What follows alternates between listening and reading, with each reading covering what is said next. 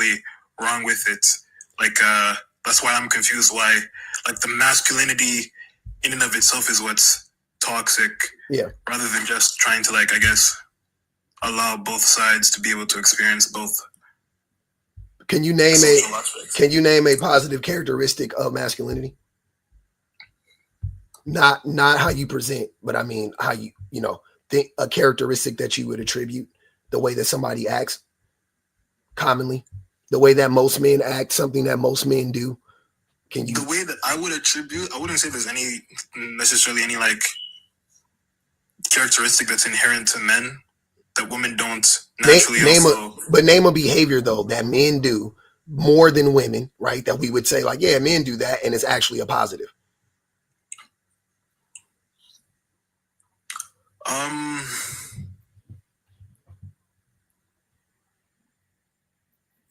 I'm not sure. I wouldn't be able to tell you. Nothing that I can think of the top of my head that's not going to get me kicked out of the live or seen as problematic. No. Name it. No. Don't do that. Don't assume. I'm here for the conversation. I'm not going to drop you. Here for the conversation? Yeah, obviously. That's what I do. What is it? Name the thing. I appreciate it. Yeah. I know this one is a little bit problematic. Being stoic when necessary. Like being calm and collected, like you would see, people would expect a man to be the one who's calm and collected during situations of. Okay. Yeah, I want you to name the thing that most men do. Most men, when you talk about stoicism, most men are not stoic. Most men don't give a fuck about a lot of stuff, but that doesn't mean that most men are stoic. Most men actually aren't stoic. You know what I'm saying? I think you're conflating it. So stoicism in a moment could be good, right? Like in a certain instance, it could be good, right? Remaining calm or whatever, no matter what's going on inside, remaining calm. Women do that all the time, right? Women do that all the time. Women have babies. I see my wife was not tripping when she was literally delivering a child. She was not tripping. She was not like, oh my God, the baby. Like she was like very calm. Like I was freaking out. I ain't gonna even lie. But she was very calm for considering she was going through physically. But there, men conflate.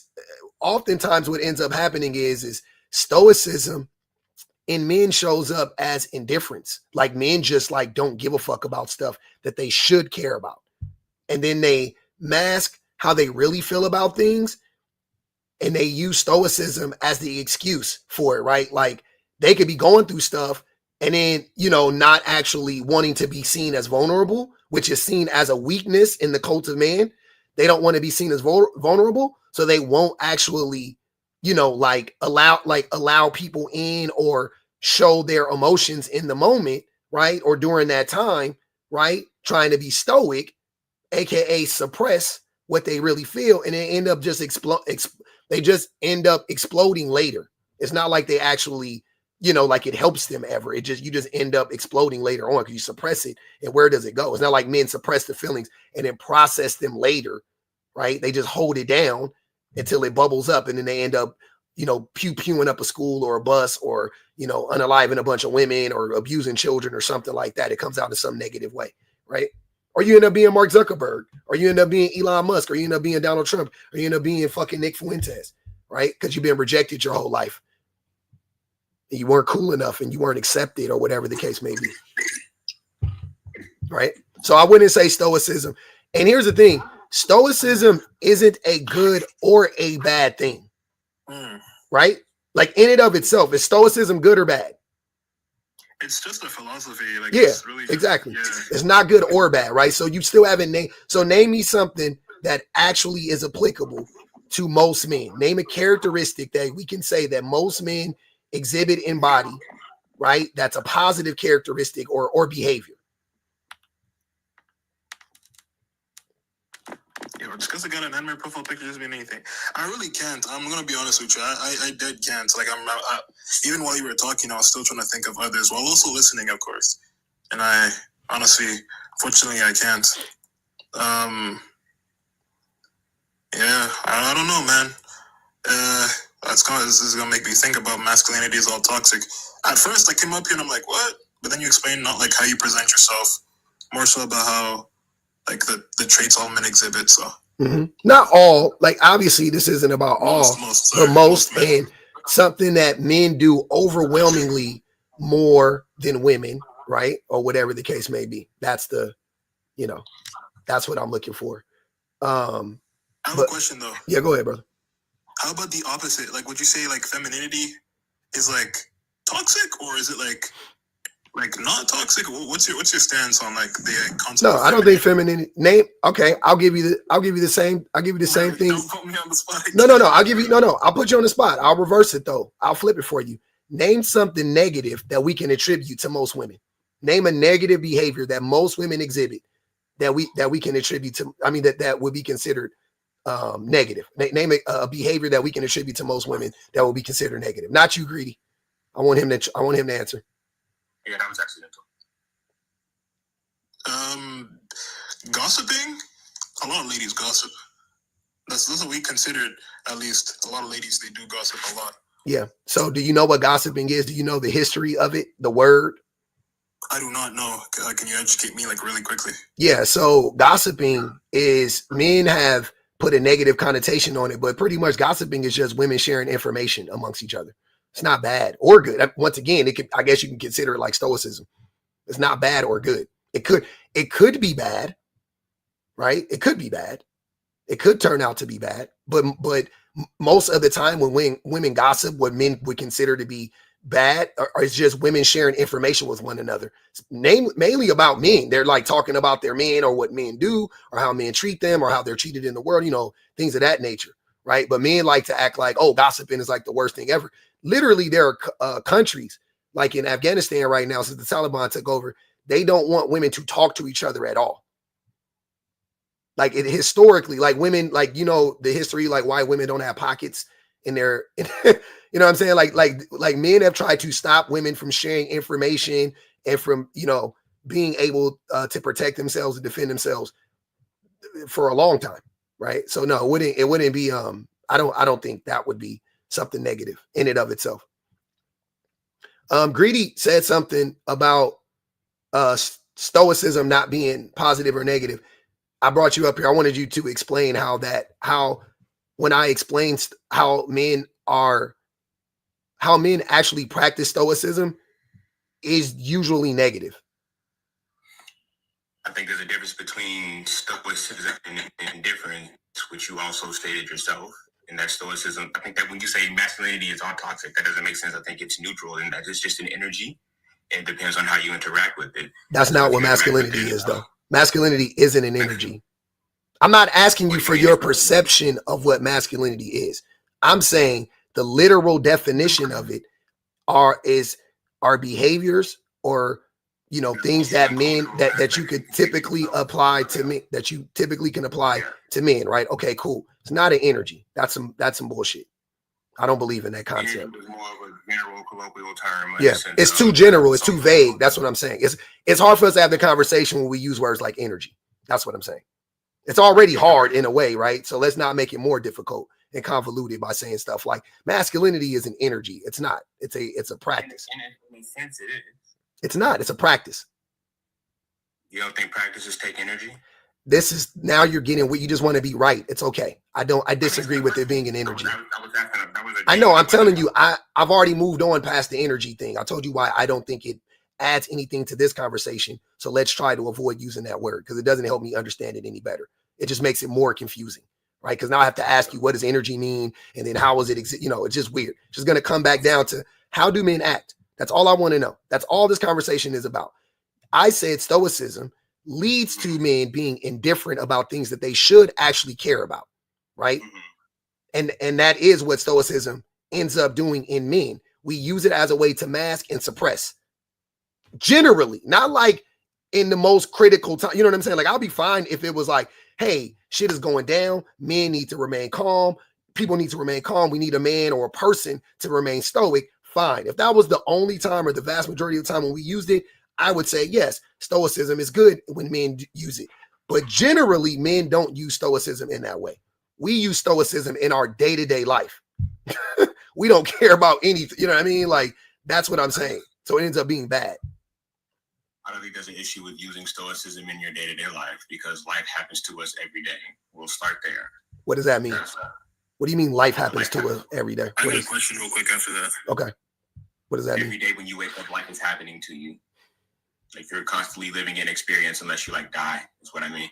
But why do you need to remain like, where's this extreme need to suppress your feelings every day? That's what I'm asking. There's a need to suppress your feelings, and Stoicism doesn't necessarily inherently mean suppress them. That is what it means. No, you're allowed to have your emotions and have them at the full fledged. You just have to remain calm in the sense of how you handle it. It doesn't make sense. Stoic. That's what's. Also, I could tell. I could tell, sir.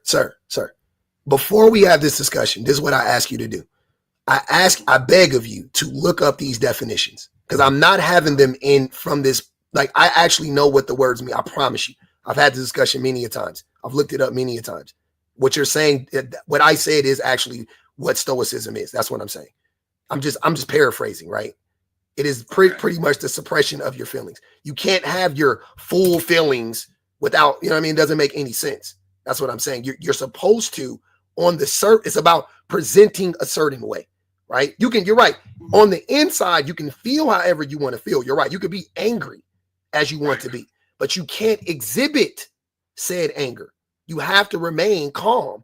You have to give off the impression that you are actually not angry. That's what Stoicism is. That's indifference. That's what it leads to. I did, in fact, Google Stoicism. Yeah. The person who can endure pain or hardship without showing their feelings or complaining. Complaining, I intend to disagree with. We all know descriptions are descriptive and not prescriptive, blah, blah. When I'm describing Stoicism, what I mean by Stoicism is, let's say your girl does something that genuinely makes you upset. Mm-hmm. You have the ability to express the fact that you are upset, convey why you are upset, without flying off the handle or throwing your hands. You remain calm in the situation when this is happening to you. Yeah, that's what I know. That's what I just said is how you present. I literally said that. But my point is that's not the same thing as your girl does something that pisses you off and you just decide to not care and not express any emotion. That is how most, but that is how most, sir. When I say express, I mean emote. Sir, in a sense of, I got you. You're not, me and you are not arguing with one another on that point. You're saying, no, the disagreement is coming in because most men don't do that. I disagree with that, yes. Okay, you disagree with that. Why? Based on what? Based on what logic? Because men aren't a monolith. I didn't say all men are this way. Most men don't do what you're describing. Most men don't. It doesn't make men a monolith. Do you have statistics on the specifics? Like, would you say on 60? On what? How would we quantify that, brother? How do you want me? What statistics do you want me to quantify? Wait a minute. You just made my point. If we can't quantify it, how do you know it's most? Because we see it in many ways. We see it show up in many ways. Violence would be one of them, correct? Sure. Abuse would be another one. So those are my two ways I'm going to point to. Both parties are abusive. I think you have this conversation. Both parties are not abusive. They're not equally abusive. They're not even close. They're not. You're lying. Now, since you want to bring up stats, now I want you to bring up stats because that's quantifiable. There's actual numbers on that. So what statistics have you read that said that men and women are equally as abusive to one another? Are we going to use the will of abuse argument you used with Benny Ray? What? The will of abuse? What the fuck are you talking about? Yes. When you were talking to Benny Ray. Oh, the wheel of abuse. I want to look up. I want to look up the actual study. Yeah, the study that you've never read before. The numbers that you've never looked up. That's what I want you to go look up right now. And you tell me, you point out to me the study that says men and women are equally as abusive. Because you just said they're equally as abusive, which we all know is a lie. If we consider the will of abuse an argument you've used before, yeah. The will of abuse is not a study. I said, look up the study. No, yeah, I understand that part. The will of abuse is not a study. I'm saying if we use the will of abuse and then find and cultivate studies a part of that, would you not say that? No, I don't, bro. You're all I actually see. This is what I'm saying. This is how I know y'all don't actually. Y'all just be yapping, sir. You asked me for numbers to quantify how men act indifferent in society, like on a day-to-day basis, right? And I could we could look. My point was that we can't really quantify it. You can quantify it though. It just wouldn't be something you can synthesize into a simple fucking study, right? But this abuse, there's actual tons of studies done on this. So what I want you to do is find the study, right? Because there are multiple studies, but find a study, find the study peer reviewed that says men and women are equally abusive. That's all I want you to do. If you can, fine, great. I'll read it right now. We can all talk about it. But if you've never seen that study, because you haven't, and if you can't find it, then I would ask for you to stop saying stuff like that. Right? The question would also be,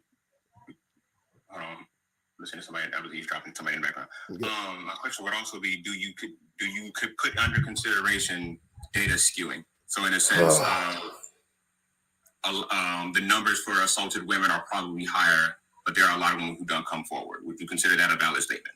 Yeah, but it'll go both ways. So let's say they both cancel each other out. Let's just go with what we know that's on the study.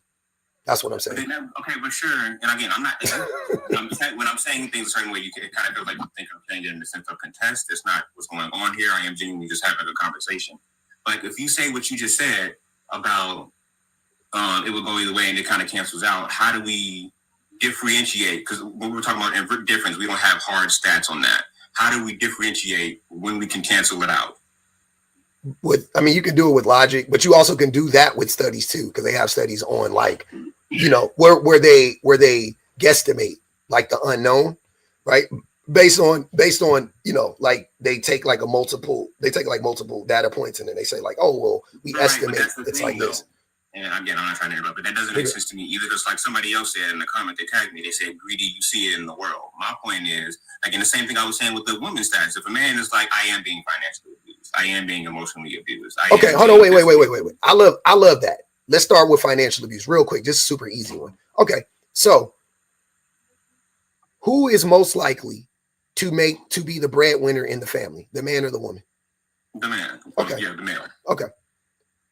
So wouldn't it be reasonable to think that men are more financially abusive than women?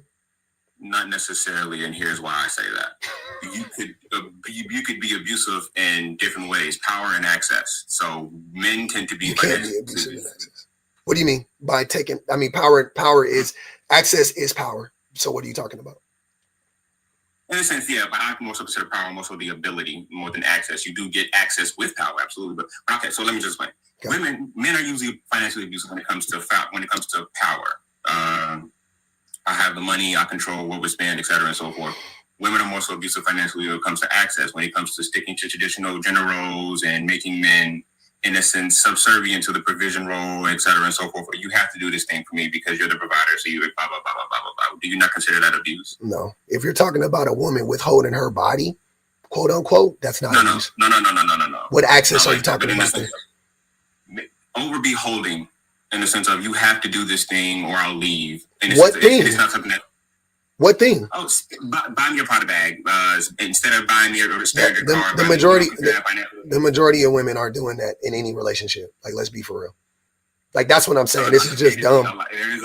There does seem to be. You've never seen that before. You've never seen it before.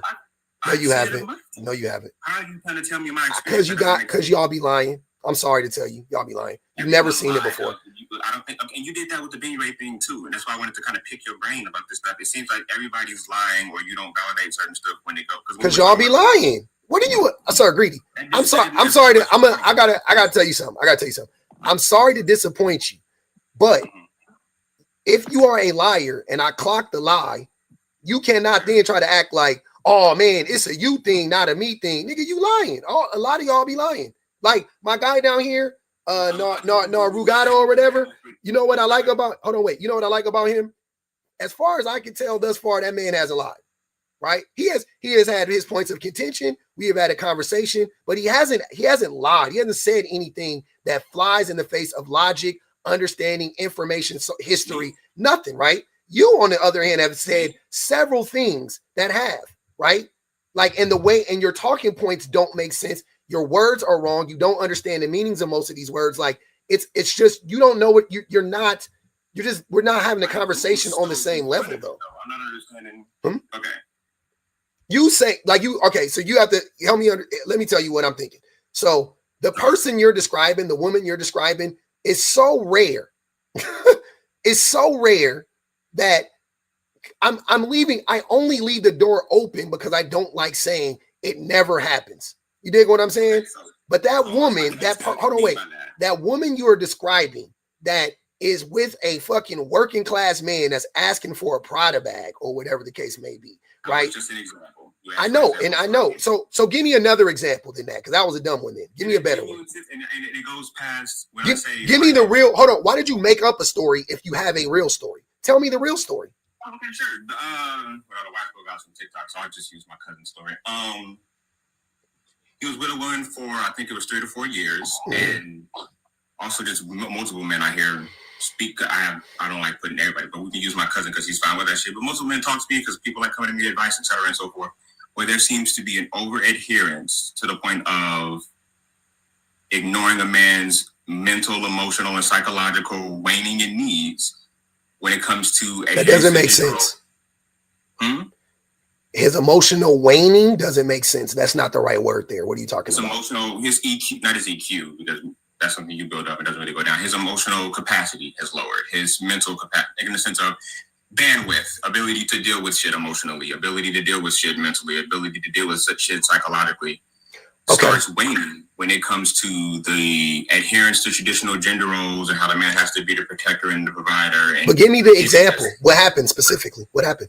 Oh, all of his money was going towards fulfilling the household as a man does, and she was one of those traditional women who was like, and I'm not against traditionalism in any way, but like she's one of those traditional women who's, I think it's in my... So he wanted a traditional woman, but he didn't have traditional pockets. Got it. But how was that abusive? It has nothing to do with whether or not he had traditional pockets. He didn't have traditional pockets because it was waning. Traditional pockets. He had no issue paying the money. It was the fact that there was... You're contradicting yourself. If he had no problem paying the money, then how was it a stress on him? It was a stress on him because of the emotional ties to paying the money. That doesn't make sense. What emotional ties? You don't think that how much money you have, where you're spending it, what you have to spend it on, how much it goes to your... So he didn't have the money. Yeah, it is emotional if you don't have the money. To have the money and spend it and have leisure money doesn't mean you don't want to save. And even if you do have the money... So he didn't... You keep saying the same thing in a different way. So he didn't have the money. If he had, like, look, man, my wife, I could buy her fucking whatever, right? Like whatever she be asking for, she can get all that shit. And I still can save money and I still can float my lifestyle. So I can afford to have a traditional wife. He couldn't because his wife was asking him for whatever. If you aren't contributing anything into the relationship besides I am woman. Yeah, see, and that's also, that's a lie too. Of course she was contributing in the relationship. That doesn't make any sense. Of course she was. That's what I'm saying. So just because you don't... sense of being comfort, sure. But a lot of times what people will do is I'm a woman or I am man. And so I present traditional masculinity and have that be enough in the relationship while actively not contributing anything that furthers the growth and the progress of that relationship. That's not what women do, though. Both parties do so. No, that's not. Yes. That's not what happened. No man is signing... Greedy. Hold on. No man is signing up to be in a relationship with a woman that's not giving him anything in return. Stop lying. That's a no true Scotsman fallacy. It's not. It's sir. Your cousin wasn't doing that. Your cousin wasn't doing that. He did it for 3 to 4 years. He didn't. That's what he told you. He was lying to you. Look, man, I'm gonna give you a pass, right? Lord help you. You believed your lying ass cousin. Hold on, wait. You believed your lying ass cousin. Fine. That's your bad. I don't. I know your cousin is a fucking liar, right? So I'm gonna give you the pass. So if you're not the liar, you're not the liar. You're pushing the goalpost again like you did. I'm not moving no goalpost. Yes, you did. Let me finish my sentence. You told me to give you an interpersonal story. I gave you I said, I'm not lying. I have personal experiences. You don't have first of all, time out, Greedy. You don't personal as in I know people. Yes, you don't have a personal experience in this, like I thought. So it has never happened to you. You also don't know what the fuck was going on in those people's house. You don't know. First off, yes, I do. I spent ample time with my cousin. I spent days upon weeks upon months in my cousin's house. Me too. I've been with my cousin forever. You still don't know what's going on in the people's house. You don't know. You know how I know you don't know? You know how I know you don't know, Greedy? Calm down, Greedy. Hold on, brother. Hold on. This is where we run into you stop talking over me. It don't work. This is also where we ran into the problem at. Oh, you ran like a hoe? Figured out what happened. Go ahead. Naru. Well, I'm sorry, bro. I don't know. Naru, just call me Naru. Naru, go ahead, Naru Goats. My bad. Yeah, so he want to ask me a question. That was a good conversation, but I was just wondering when you say masculinity, because the way I see any social construct is that they can be broken down within like the actuality and the ideals, right? So there's like an ideal masculine man, and there's like the actual. Yeah, I know what you're saying. I'm not asking what do you think masculinity should look like. I'm saying what masculinity actually is. Like, not what I think though. Like, whoever, I'm not you. Whoever I'm saying, whatever you asking for like the textbook definition of masculinity, correct? No, but the textbook can still be broken down into those two things. So I'm trying to make a clarification because I would say that no, they couldn't be. The textbook definition of masculinity is traits that are commonly attributed to men, pretty much. That's it. It's not what you think about. People get that confused. When we talk about masculinity, oftentimes people talk about it from an idealistic perspective and not a reality-based perspective, right? Which is the definition of it. The reality is the definition, right? The reality is is built into the definition. So I'm speaking of it from the reality part. So when you look at masculinity is oppressive in nature. Everything about masculinity is oppressive. That's why these men represent masculinity. All these men represent masculinity, and all these men are extremely devoted to oppressing marginalized groups of people. What are you saying, Joy Boy? I'm saying, so you're saying all masculinity is toxic, right? Yes. So all men have masculinity. So are you essentially saying like just all men are toxic? Is that what you're saying? Not all men have masculinity, but yeah, not all men practice. Why not say that? Why not say what? You said, why not say what you just said instead of saying all masculinity is toxic? No, he said masculinity is all toxic. Yeah, I said masculinity is all toxic, but not all. You said all men have masculinity, and I disagree with that. Not all men are actively participating in masculinity, right? Okay. If that's the case, there are things that, there are things that men and women exhibit that maybe you can tie to masculinity in some way. I don't fucking know, but not all men are devoted to masculinity. There are tons of men who reject masculinity wholesale. They hate it. Yeah, that's fair to say. So, what was the original prompt? Hold on, wait. Let him finish. Go ahead, Joe Boy. I'm sorry. What? Yeah.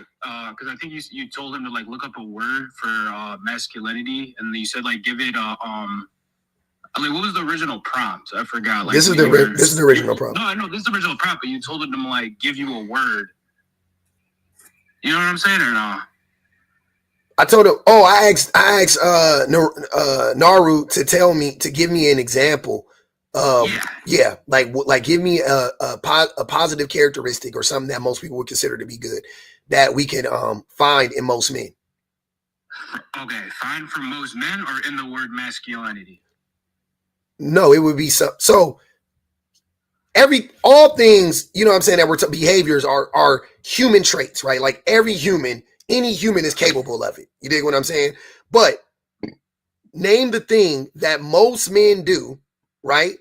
And they do it significantly more than women, where you would be like, oh, that's what men do. Actually, like men do that most of the time. And it's actually a good thing because that is what masculinity would be at that point. Okay, I'd say work dangerous jobs. No. Okay. That's not a masculine trait. Women work dangerous jobs. Women work dangerous jobs, and women do the most dangerous thing on the. They do but the you most just dangerous said thing. What by your definition? You said what is a thing that men they would have to do it more than women do to where I'm like, oh, they don't. That is an assumption. You don't know that. That is what you have heard from other men. You don't know. I promise you don't know. No, I do know. I can pull it up right now. Pull it up right now. The deadliest jobs in the world, right? Statistically, right? Mm-hmm. Based on what? Hold on, wait. Hold on. Based on what? Let's just start with the military, right? Mm-hmm. Would you say there's more men in the military? Yeah, there's more men in the military. And why? And why is that? And why is that?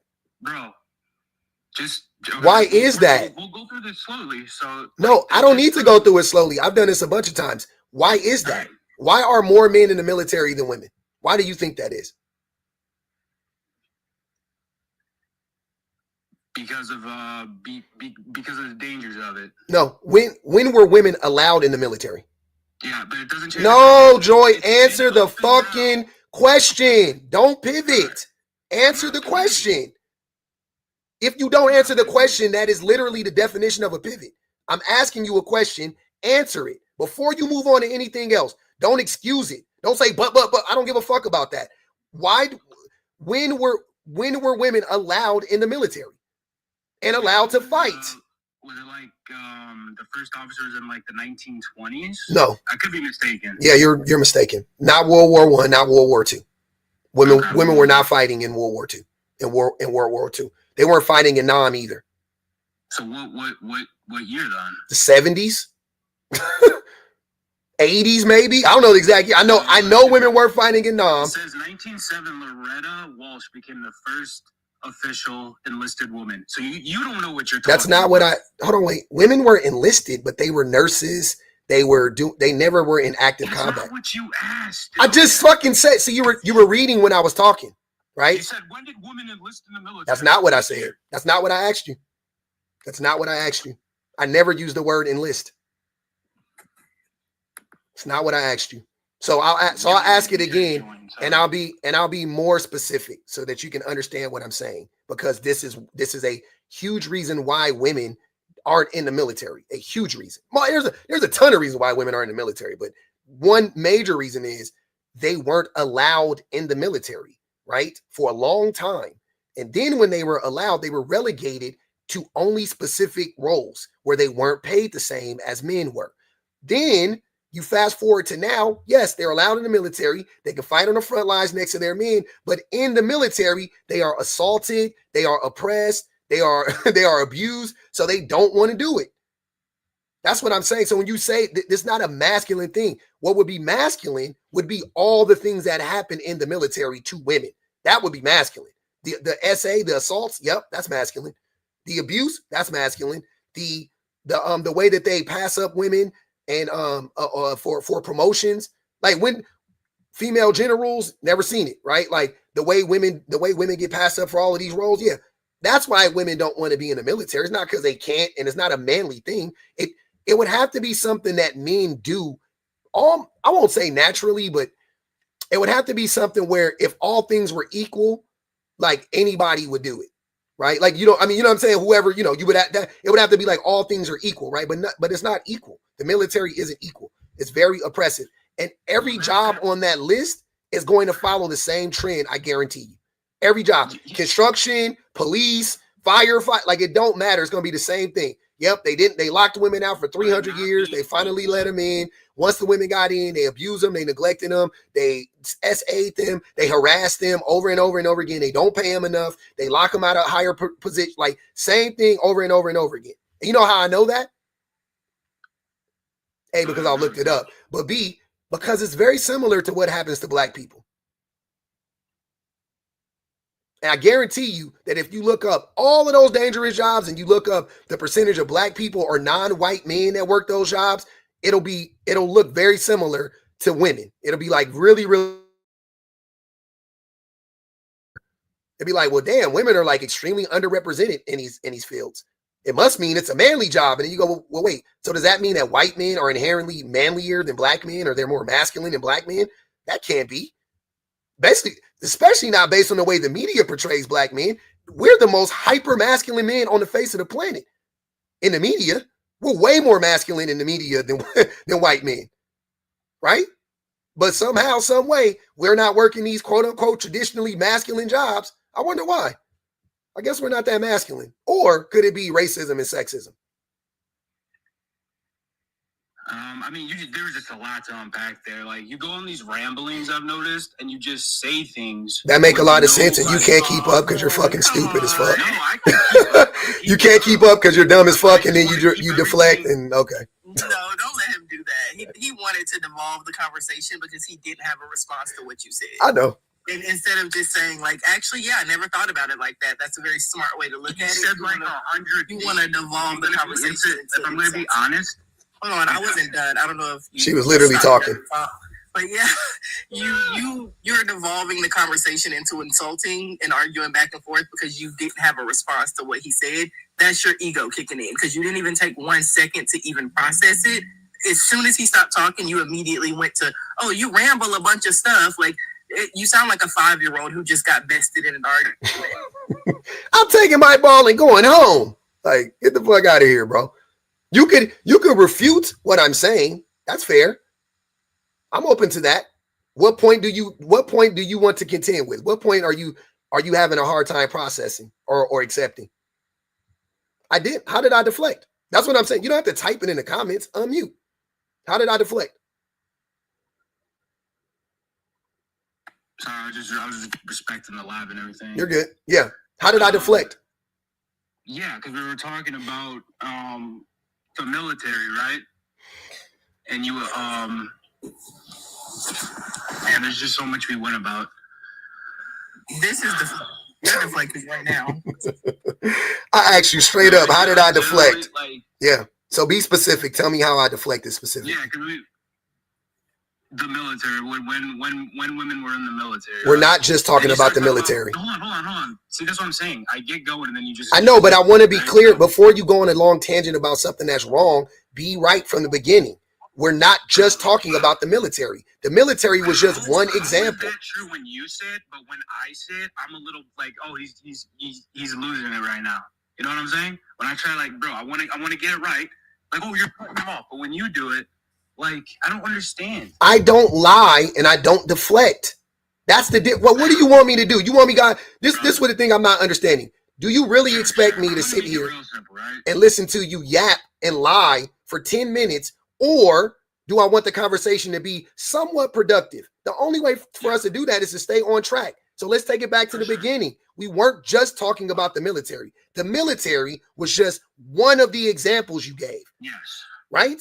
We were really just talking about how women, you said women, how masculinity is an example of masculinity, which isn't a characteristic or behavior, by the way. And I'm letting you get away with it, right? That is not a character or a behavior necessarily. Well, I don't know. Working is a behavior. Working ain't even a behavior. Working a dangerous job is not a behavior, but whatever though. I got what you were trying to say. That's how the conversation started. So we're not just talking about the military. So why are you hyper fixated on the military? That's what we were talking about. And then you started talking about black men and white men. They're not masculine. Then you started talking about. Yeah, that's what you. I didn't say that. I was like, what is he talking about? I didn't say that though. See? Yes, you did. I didn't say that. Okay, you weren't talking about it. Like what happened to women is like the same thing that happened with black men. That's what I said. Yep. Keep going. Yes. And then you're saying about like these white men working these jobs. Like black men are more masculine than them. I didn't say that. Fucking ridiculous. I didn't say black men are more masculine than white men. That's not what I said. You just okay. But then what did you say then? God damn. What I said was, I said that black men are underrepresented in these very same jobs that you're talking about, that women are underrepresented in, right? So what I said was, I find that to be odd because let the media tell it, black men, we are the pinnacle of masculinity based on this media in our country. We are hyper masculine. We're the most masculine. That's how the media presents black men, right? I didn't say that we were. I said that's how the media presents us to be. And I said, I find that odd that we are presented as the most masculine, but yet we're locked out of the quote unquote most masculine jobs. Or I'm sorry, I won't say locked out. We're not in the most masculine jobs. You don't find that to be odd? You're not in the most masculine jobs. We're underrepresented in the most masculine jobs. I'm asking, what are the most masculine jobs? The jobs that you were just talking about. All I said was military. I'm sorry. The military, by the way. The military isn't a job. There's a bunch of jobs within. There's a lot of jobs in the military. Numbnuts. There's not one job in the military. I know people that joined. Hold on, shut up, bro. You don't know what the fuck you talk. You too dumb for this conversation. There are a bunch of jobs within the military. The military is not a job. It's an institution. There's a bunch of jobs in the military. Some people go off and pew pew on the front line. Some people fly jets. Some people fix the jets. Some people scrub the decks. Some people cook. Some people are nurses. Some people are doctors. There's a bunch of jobs in the military. Like I said. So what the fuck are you talking about? You're still operating under a job. What? That's all I was trying to say, bro. What are you talking about? What do you mean you're operating under a job? That statement doesn't make sense, Stefan. Like, oh, my brother's in the military. And what's his job in the military? And I would ask you, what does he do? Right, but you'd have to be under a specific job in order to be in the military. You can't just be in the military without a job. What the fuck are y'all talking? Are you guys this dumb? Are you okay? That's like That was so dumb. What are you talking about? What are y'all talking about? What is your job in the military? What do you do? What do you do? That the military isn't a job. Just so you guys know, the military in and of itself isn't a job. I don't know what your job is. What is your job? What is your role in the military? Right, but you can dive into that, but it is a job. If you say you're in the military, then you have to be operating under a specific job. Like, I agree with you, yes. And like, at the same time, if you say that, he's also correct in what he's saying too. Are there jobs in the military that you would consider to be more, quote unquote, dangerous, or in this scenario, more masculine than other jobs? Yes. Okay. Yeah. So wouldn't that, so if I was in the military and I was a cook, was I still a part of the most masculine job in the fucking world or not? No. To answer your question fast, no, I wasn't. Because I was a fucking cook. If I was in the military and I was a nurse, am I still doing the most masculine job? Well, I do think nursing is masculine, but I know you guys don't. But if I was in the military and I was a nurse or whatever the case may be, am I doing the most masculine? No, I'm not. That's what I'm saying. A lot of I never said nursing is not masculine. I think it definitely is. Okay. And generally speaking, a lot of men don't. They think nursing isn't masculine, right?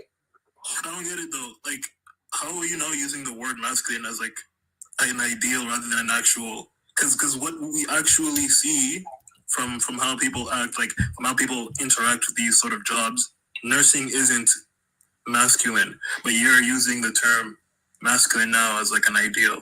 Which when I brought up like the difference between ideals and actuality, you wanted to separate ideals. You said that was a misconception.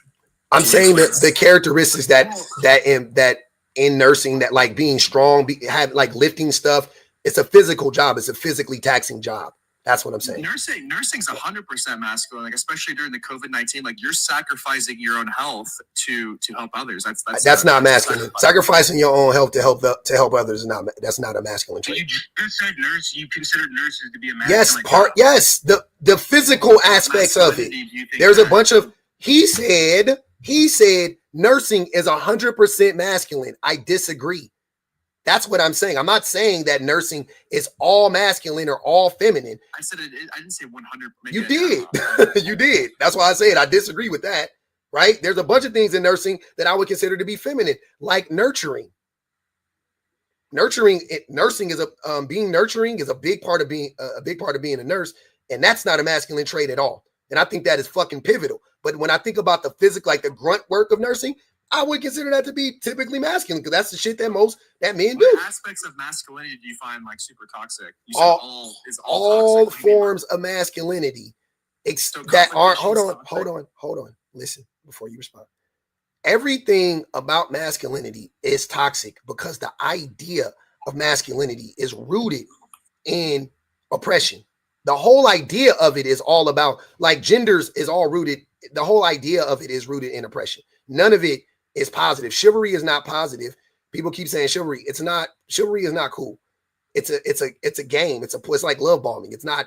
It's, you know what I'm saying? Like, what are you talking about? It's not a good, like, it's literally created to manipulate women.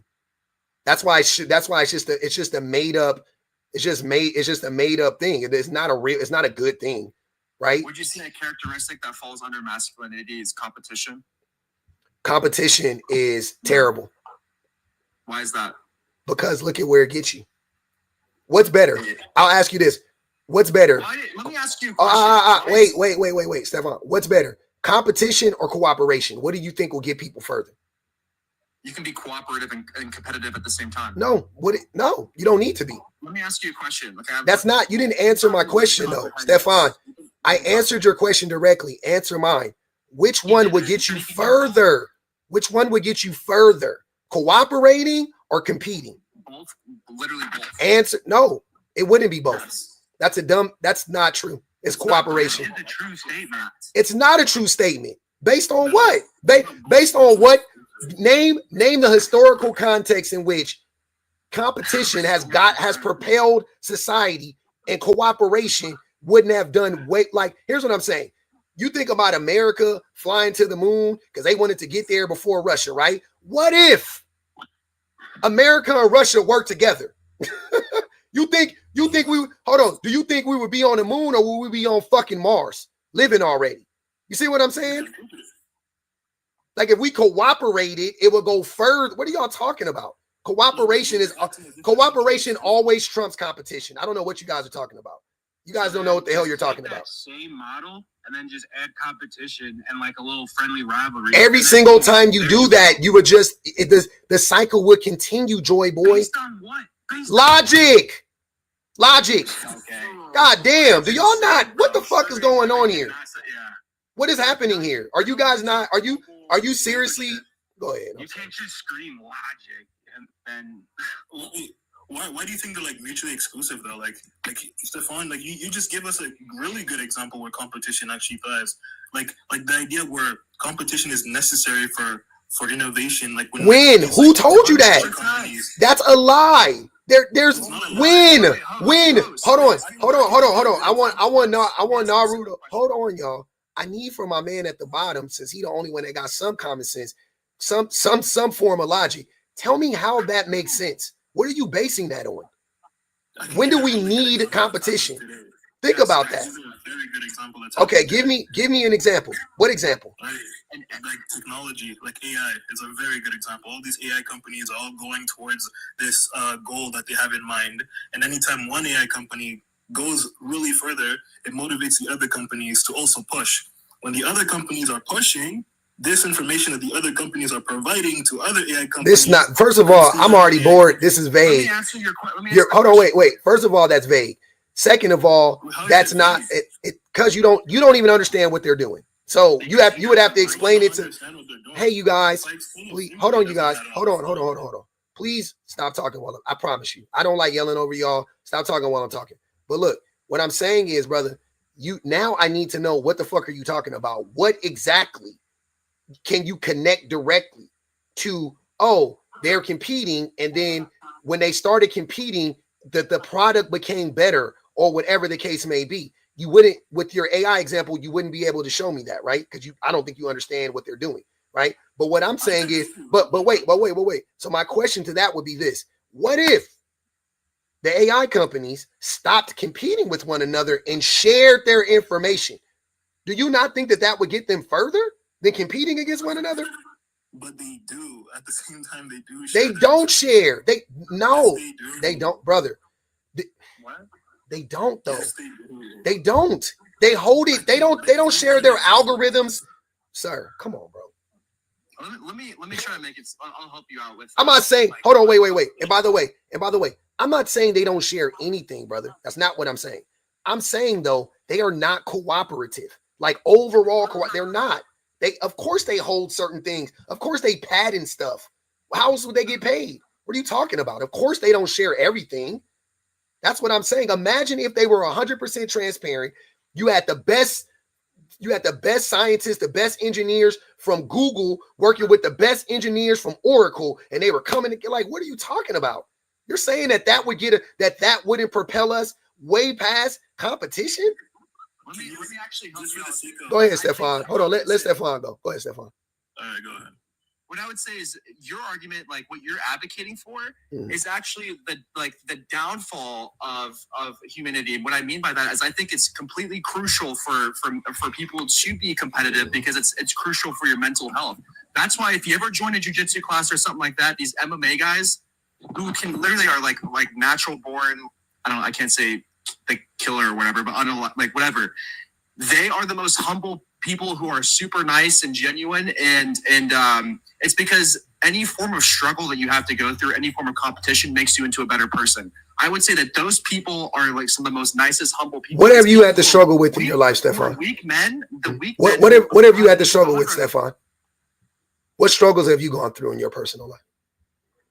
Wait, what? What struggles have you gone through in your personal life? I think we've all gone through. No. You tell me some of your struggles though, personally. What have you gone through?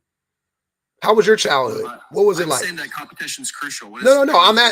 You want to talk about. I'm curious to know what has led you to be the person you are. You talk about struggles. You say everybody needs them. I take that as a sign of a person that has never been through struggles. So I'm curious because I don't know. I didn't need to go through none of the shit I went through.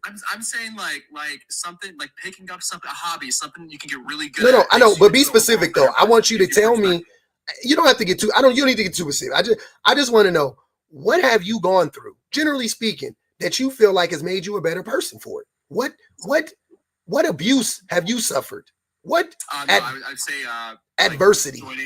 And no, I mean anything that you pick up, anything, any hobby, anything is crucial. Like any form of getting better at something is better for your mental health versus not doing anything. I know, but you're sit on the couch every day, not do anything. You're gonna be just like you're gonna have anxiety and depression. That's just a simple fact. Sir, you're talking about a sport, a 1v1 sport, right?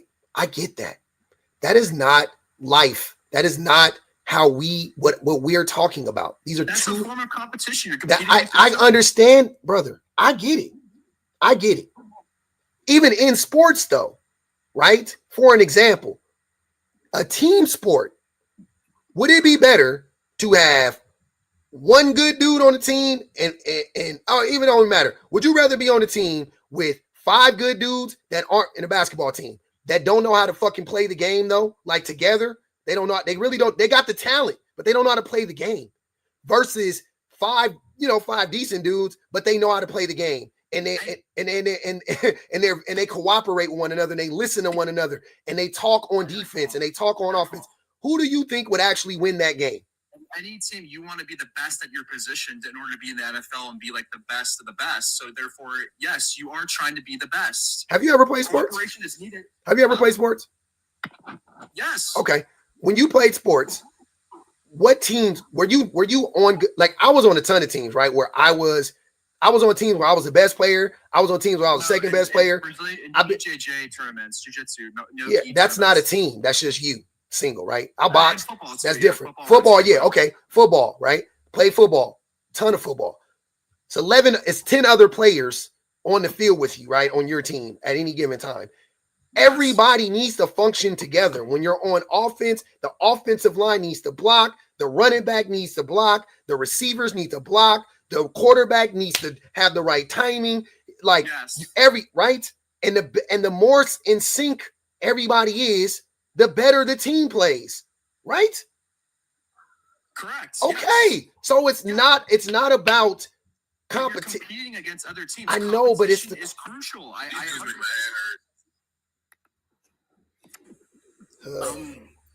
have a question. Go ahead. On the original point that he was trying to make, Go ahead, Shane. How we got started on the competition conversation, and how crucial it is was to say that I guess that's something positive that men do a lot or whatever, but even we don't even need to go deep down that rabbit hole because men aren't more competitive than anybody else. Like men aren't naturally just more competitive than anybody else. And I would argue that anybody who is in a position of power over another group of people are going to be naturally less competitive because they don't have to try as hard. So men aren't more competitive than women because men don't have to try as hard as women to get the same things because they aren't oppressed in the same way that women are. Same for, I wouldn't say that white men are the most competitive people in the world. No, they get a lot of concessions, so they don't actually have to be. What I'm saying is it's the men who are the PE 3DOs and all these people who are bad for society are actually the men who do not engage in healthy competition because it's like the losers of this population. It's people who engage in competition and do meaningful things with their life that are actually good men. The guys who are just losers are the ones that aren't doing anything with their lives are the ones who aren't. That's just a fact. This is such a bro take, but I don't understand what that has nothing to do with it. Competition's crucial. It's such a gym bro take. Like we're not. That shit is weird, bro. But what I want to say to Shan's point, Shan, you made a very good point. Also, the proof that men are we are the ones who are most likely to oppress everybody else, right? And even other men proves how little we actually buy into the idea of competition. We hate competition. Actually, I think men are anti-competitive. If men were truly competitive, you would be out here fighting not against me. You'll be fighting with me to make sure that men, women, and children are all free. Because you wouldn't be afraid of competition. You wouldn't be afraid of a woman taking your job. Because you would just be like, well, I mean, if she deserves it, she deserves it. Stefan, Joy Boy, non-black people, you guys will be out here like, you know what? Nah, everybody. Hey, I want everybody to be free. Right? I want black people to be able to be free. They're being oppressed. I want to make sure everybody has the opportunities that I had, right? As a Stefan, I never experienced shit bad growing up. I didn't go through no fucking trials and tribulations. Hey, wouldn't that be cool if everybody had that type of life? Yeah, let me make sure everybody has that type of life. Instead, y'all support these weird motherfuckers that make sure that nobody, that very few people get any semblance of a healthy environment to grow up in. Right? And then you come here and wag your finger and act like you got the shit figured out. Talk about competition because you wrestle. I don't give a fuck. You not in the competition, bro. If you was really in the competition, you would want to see everybody have access to education, food, water, shelter, everything. Did you ever say what? I said competition is crucial. It's not. You are talking about capitalism first and foremost, even if you don't know it. That is what. Hold on. Wait. Are you for or against capitalism? For it. Okay, exactly. Like I already clocked. So I know you are against the things that I'm talking about. If you are for capitalism, you are against the things that I'm talking about. What are you talking about? I just told you. Equality, equity. Like your life philosophy. Like socialism or what? It's what, brother, whatever you want to call it. Everybody deserves food, water, shelter, clothing, healthy, safe environments, access to health. Everybody on the fucking face of the planet deserves it. I don't care how much money you make. I don't care if you lazy. I don't give a fuck. You deserve it. You can't be a lazy fuck sitting on the couch and then some other person. You still deserve to live. Yes, you still deserve to live. Yep. Absolutely. Like that in itself is my argument because I think that you need to engage. You don't like competition, Stefan. You are weak. You're not strong. You're weak-minded. Okay. You're a weak-minded man. You're the man that you just tried to say, oh, the P3DOs. You always try to go to some extreme version of a man. It's you. You're the weak-minded man. It's not me. Because you are sir, you just. I never attacked you. I know you can't. I know. It's tough. You can't say that about me, though. You can't say that you can't say that I'm weak-minded when I want everybody to have fucking healthcare and food and education. You can't say that makes me weak. Did I ever say anything about that? Exactly. You did just say it right now. What did I say? I just said that. I swear to God, I might be living in the Twilight Zone. You literally, I just said that. You just said that you, hold on. I'll ask you straight out, right? So we can just get to the end of it.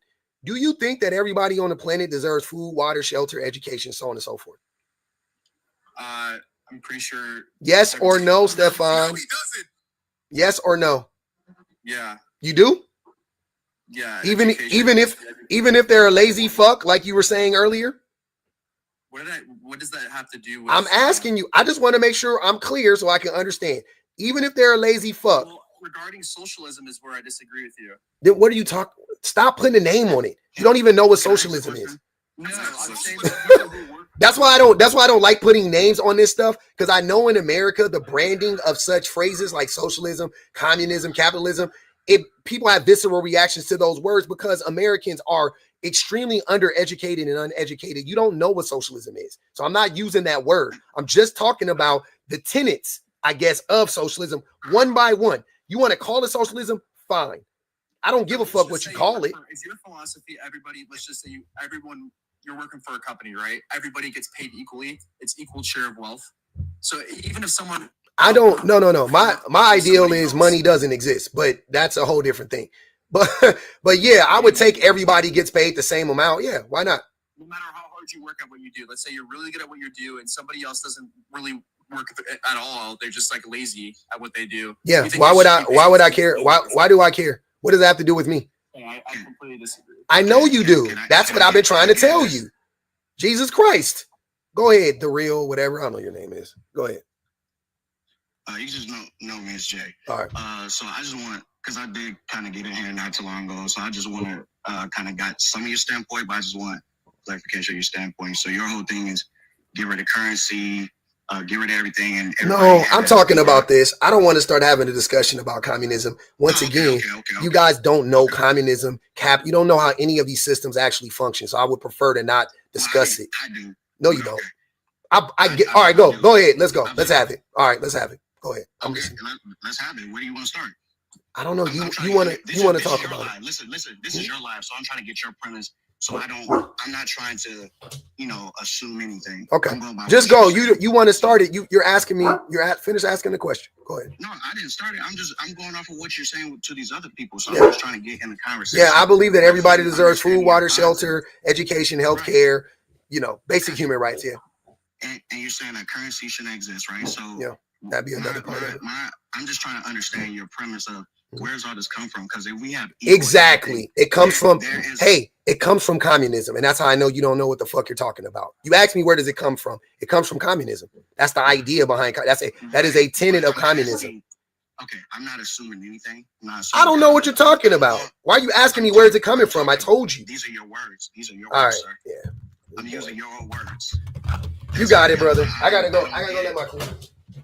Sure, that's fine. But the thing is, you're getting your emotional state when I'm trying to understand you and ask for your context, and you get mad because you're not even understanding your own context. Right now, talking, but yeah, yeah, he's not listening to you right now. I know you noticed that.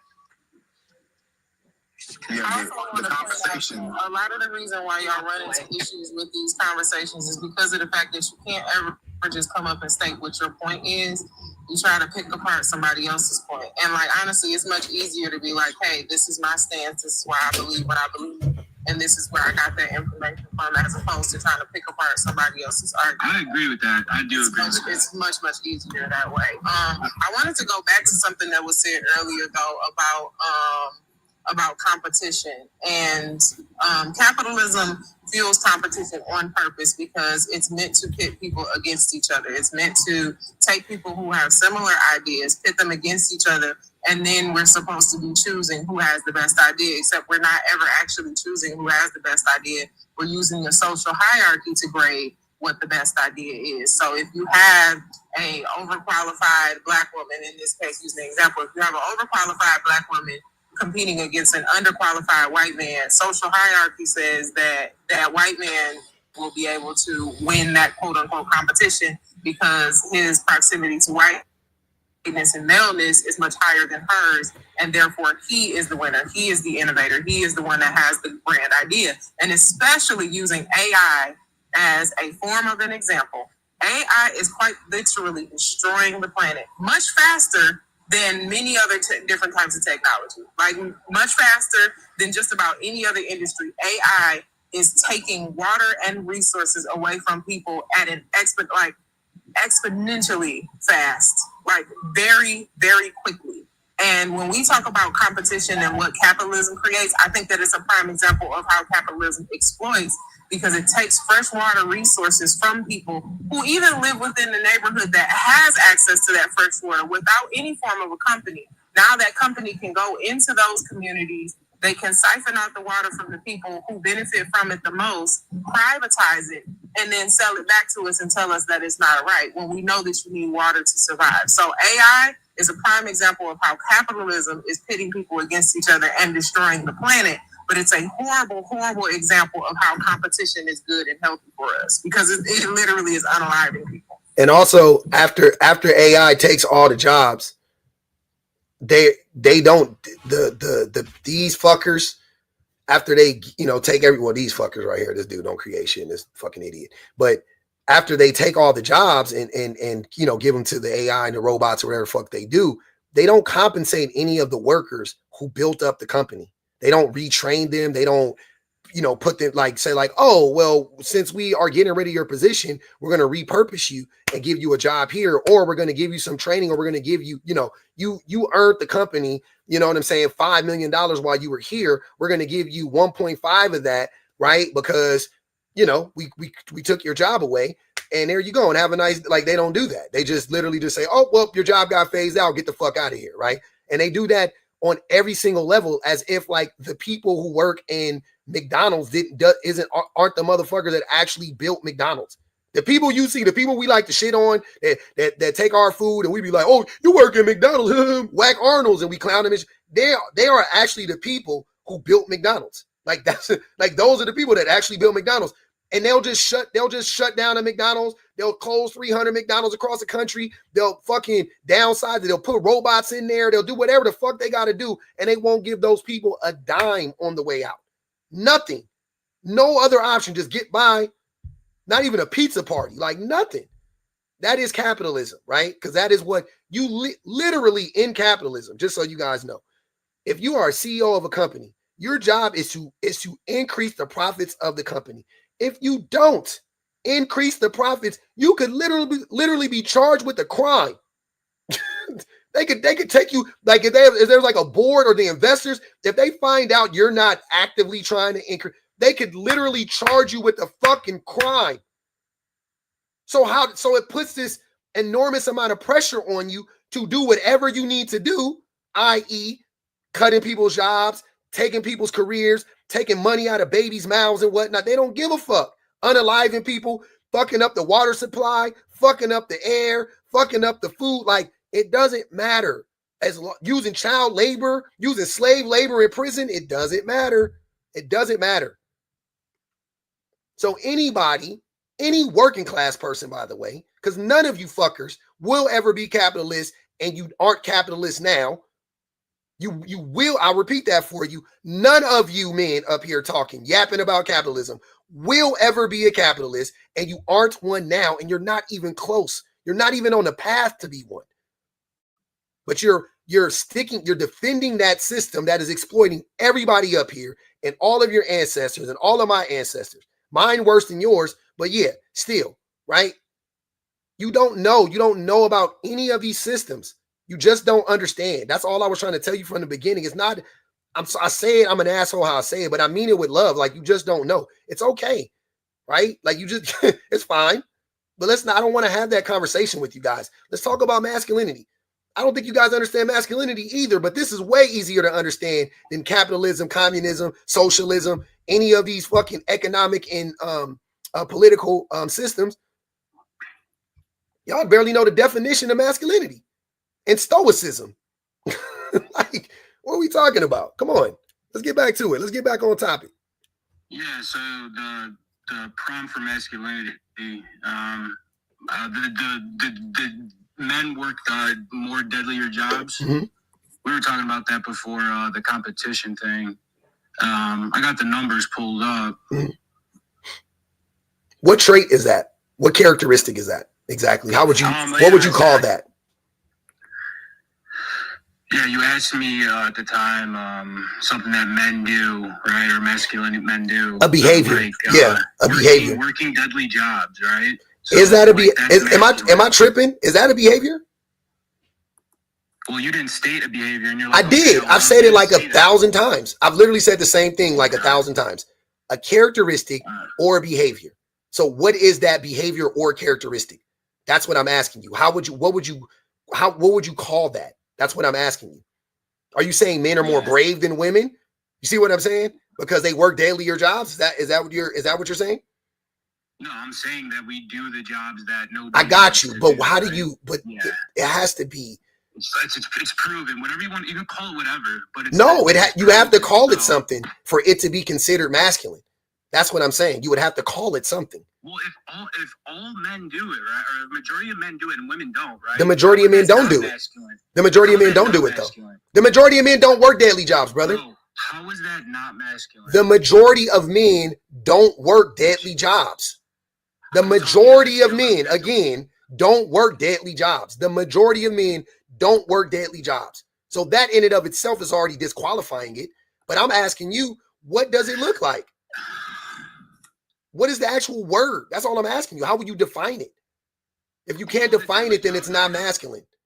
All the deadly jobs right now, bro. Who's doing that, right? Who's doing that? Men and women. People are doing them. Men. No, not men. Not just men. Okay. Not just men. That's what I'm saying. Like, you don't know. You don't have a point. You keep trying to go back to that point because that's, at best, that's all you got. But you can't even tell me what that behavior, how would you quantify that behavior? How would you not quantify it? How would you explain it? What word would you use to describe it? Huh? You said look up masculinity to your definition, right? Yep. I read it. You said give me what's a masculine trait, right? That's what you told me. Yeah, that's not a trait. Now you're switching. That's not a trait, Joy Boy. Hold on. Now look up what trait means. And then that'll help you. See words are important. You have to, this is what I'm saying. Literacy is a real fucking problem in this country. What is a trait now? Right? See how it goes deeper? Yes, I asked you about masculinity. Now I'm asking you, what trait is that? Working deadly jobs? That's not a trait, right? So what trait is that? It's a characteristic of... It's not a characteristic. What characteristic is that? What are you talking about? Belonging to... What? I don't want to... We base masculinity based on physical, mental, or emotional. Correct? Emotional what? What do you mean? No. It's things that men typically do. Emotional premise. You just said men. Yeah, okay. Look. Hold on, wait. Hold on, wait, Charles. Wait. Somebody in the thing tried to help y'all. He said it's courage. He gets what I'm asking. He said it's courage. Now, are you saying that men have more courage? That men have more courage? Label it courage. But what would you? Okay, let's use our brains for 1 second. If a task is deadly or dangerous, right? What do you think it takes to work that job? Depends on the job. It's dangerous and deadly. That's all you need to know thus far. What do you think? What mental characteristics do you need? What traits do you need to work this job? That's what I'm asking you. Discernment. Okay, that's one. Keep going. You definitely need more than discernment. Conflict resolution. Maybe, but okay. Critical thinking. Maybe. You're talking about dangerous jobs, right? You just said dangerous jobs. Yeah. To do something dangerous, to do something dangerous, what do you typically need to do it? He's baiting right now. He's trying to get us to say courage. I'm not baiting. You see, it's not baiting. It's just fucking common sense. But you don't want to answer it because you know once you answer it, then your whole point blows up because it's dumb. I'm not baiting. Stop projecting, bro. Stop. You're not good at this. It's so easy. I asked you, when I ask you a question, these are litmus tests. I ask you a question that we all know the answer to, and both of you dummies say something different, then I give up. I don't know what to do anymore because I'm not the one baiting. I've asked you straight up. Courage is a part of it, of course. Okay. So you need courage to work a deadly job. You need courage to do scary things, correct? So hold on. So you can break it down one by one. Let's break it down one by one. Let's start with the thing that we all know would be the number one thing you would need to work a daily job, which is the courage to do so, right? Cool. So let's start there. So do you think that men have more courage than women?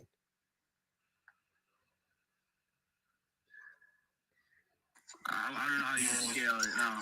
I'm asking you, do you believe it? I'm not asking you for proof. I'm not asking you for statistics. I'm not on none of that dumb shit. I'm just asking you, do you think that men that have more courage than women? That's all I'm asking you. So, okay. I would say that men are typically put in more situations. Damn, it's not. This is crazy. Courage to arise. Hey, Pub. Sorry, can I jump in here? I'm just sitting here listening. Okay, I just want a straight answer one fucking time. I understand, and when you were talking about, and I understand when you were talking about cooperation or competition, mm-hmm. they're actually proving your point real time, because they're competing instead of cooperating with the conversation. They're competing to be ranked because it's just courage. It's just say courage. Say courage. See, courage would be cooperating in the conversation, right? Courage would be cooperating in the conversation. So we can have a productive conversation. Competition is if I answer it, I lose. Yeah. So they're doing the very thing real time. I've been listening to this whole thing, right? Mm-hmm. Because cooperation, and you know so funny, men, we look at sports the same way. We watch games, but what happens during All-Star break? The best of the best get together. The best of the best get together. Mm-hmm. Olympics, the best of the best get together. They're cooperating for one goal. But we don't understand how competition. You're 100% right. I speak from personal experience, from professional experience, and we deal with it every day, and we just don't recognize it that way. I guarantee you, everybody on this panel, if you ask them which fast food place has the best fries, you're going to get 5 different answers from 5 different places because they're all competing. That's why they're always trying to make something better, right? We've got to better this, we got to better that. But if everyone were cooperating, because you're not going to go to you only go to the different places because you go to your best preference. But if they all had it, then you would only have one option, right? That's the cooperation that you're talking about. We watch it. We do this every day. Everybody watches these shows, Survivor, and all of them. They're all competing. But what happens when they get to the finals and they got to cooperate for one goal? You said it earlier. It's not that complicated. We put capitalism and competition above everything, and that's why our progress is slower. Yeah. It's as simple as that. It's not even really debatable. It is what it is. Yeah, it's a reality. It is. Jazzy said, "Joy boy, you a dummy, bitch." No, man. Damn. Go ahead, BBG. So it's funny, you know, my kids be listening and with the smoking, right? My son heard the question. What did you say? What did you say about masculine traits? What did you say about masculine traits? They are basically the top 3 I can think of is courage. But yeah, courage, pride, and provider. There was another one that started with an L. Leadership. And you said that. And you said what about? You said something about society. What did you say about? It's basically the 3. That's the 3 I remember. That society basically. He said that those are the 3 that society made up. My 11-year-old freaking son knows that society has made up masculine traits. Of course, it's because I've indoctrinated him, but of course, that society has made up traits that are associated with men. And when asked what those traits are, he didn't talk about military jobs or working hard jobs. He named the traits, which would be some of them having a sense of pride, being prideful. Some of them being having leadership as a quality, as a trait. And the sad part to me is like these are full-grown adult men who can't understand and grasp like just answering the question for what it is. Like nobody's trying to trick you, ain't nobody trying to sneak in, and take. They think I'm trying to manipulate them because they're trying to manipulate me, but I'm just trying to have the conversation. Right. Like just answer the question. Like that's it. It's not hard at all. He's trying to bait me into saying the thing that we all know is what the fuck? I'm not baiting you. It's just obvious. We all know. Like, what would it take for you to do a dangerous thing? Oh, have courage. Be brave. Everybody knows that. There's other things too. I didn't say that's the only thing. But what's the first thing you think of? You need to do something dangerous. What's the first thing you think you need? Oh, bravery. Easily. Courage. Yep. So my next question is, you think men have more courage than women? You think men are braver than women? Based on what? This is crazy. We grew up, and I always say we because I don't. Hold on, wait. I'm sorry, Mike. Hold on, Mike. Hold on. I wanted Rich to go because he had something to say. Or Joy Boy, they was about to respond, but go ahead. So first of all, I think there's things like courage and strength, and I don't think that those are toxic qualities. I think they're very good qualities for one. So, but men don't. But men are. Those aren't masculine. I think if I'm going to be fair, if just for argument's sake, I won't make this into an argument. I won't even try to prove that women have more courage than men, even though I think they do. Let's say at best though, both men and women have a ton of courage. I'm going to say both parties do, right? So it wouldn't be something that you could consider to be masculine. That's what I'm saying. If both parties do it fairly equally or around the same rate, then it's not a masculine or feminine trait. It's just a trait. It's just a human trait, human characteristic, right? Cool. So let's move on. So men are not inherently more brave than women are. They're not. And for this sake of this argument, to further the conversation, women are also not more brave than men. Fine. It's equal. So neither masculine or feminine. What positive characteristic or trait can you attribute to men? That's all I want to know. Generally speaking, most men embody. But first of all, you're kind of just disqualifying everything that I consider to be a masculine trait. That's positive. But let's put that aside for a second. Well, right? No, but it has to be. But hold on. You said courage, correct? Mm-hmm. And what was the other thing? Yeah. Let's put that aside. Okay. Let's say strength. And strength. Okay. Strength is not good or bad. How is it not good? Because what if you're using your strength like most men do to oppress women? Is it good now? Because I'm stronger and I'm using it for nefarious reasons. Is it still good? No, the bad is how you're choosing to use it, but in itself, it's not good. Strength is not good or bad in it of itself. It depends on how you use it. Strength is like almost in this, how we're talking about it in this situation. Strength is a hammer. It's a tool, right? Yeah, and a hammer is a useful tool. Can be. Like, I also can unalive you with the hammer. Yeah, but that's you. But in of itself, it has unalived many of people, brother. Yeah, hammers have unalived many of people. That's like saying a car is bad. Anything can be used for bad. But no, it's not true. Not true. Inherently, it's true. It's not true though. I'll give you an example. I'll smother you with a pillow. I'll give you an example. Go on, man. Right? Nurturing. Is nurturing a good or a bad thing? It could be. It can be. How is nurturing bad? In what scenario is nurturing bad? It can be. In what scenario is nurturing bad? No. For example, you can stop somebody's development. That's not nurturing. That's the opposite of nurturing. Nurturing helps people develop. So no. So for example, I mean, come on, you can use those qualities to keep somebody from tied to you, for example. No, that doesn't make sense. Nurturing is not a bad thing. I've never heard it used in a negative way. I've never seen anybody use nurturing, like be a nurturing person, and I'll be like, oh, hold on, Rich, listen to what I'm saying. I've never seen a person be nurturing, and I look at them and go, oh, that's gonna mess that kid up in the future. Oh man, that's not good for her. Like, what are you talking about? For example, let me give you an example. When I was younger, right? There's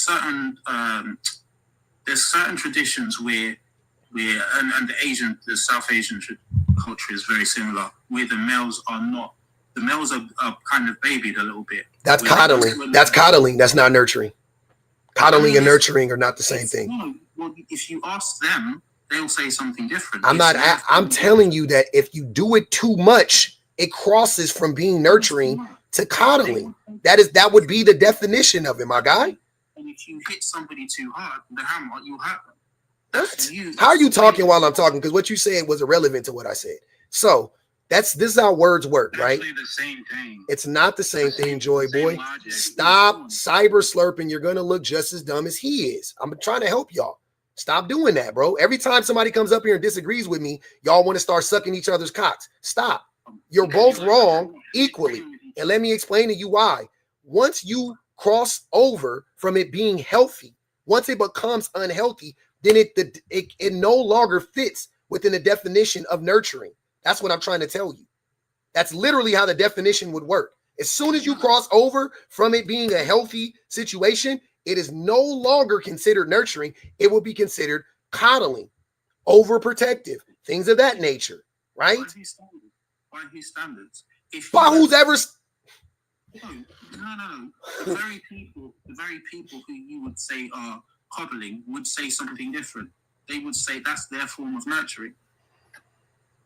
That's their form of nurturing. And what you would say is not helping them, they would also disagree. It is determined by the outcome, not by the action. It is determined. Yes, it would be determined by the outcome, my guy. So if that boy who was coddled, right, grew up to not be healthy in some way, shape, or form, and you can relate it or connect it back to the coddling, then the coddling would be the problem. That's what I'm saying. Like, that's when you go, oh, he was being coddled, right? Or if you could see it in real time, like you could see their development being stifled. And you're like, well, I wonder why that's happening. Oh, it's because they're being coddled. They're not being nurtured. That's not what nurturing is. I understand your point, but as I said, you know, they would disagree. Whoever's doing it would disagree. But my point is this: that's irrelevant to the conversation. I understand your point. No, I understand your point, and I'm not going to pretend like you guys just keep saying the thing just to be right. It's so weird. I got a question.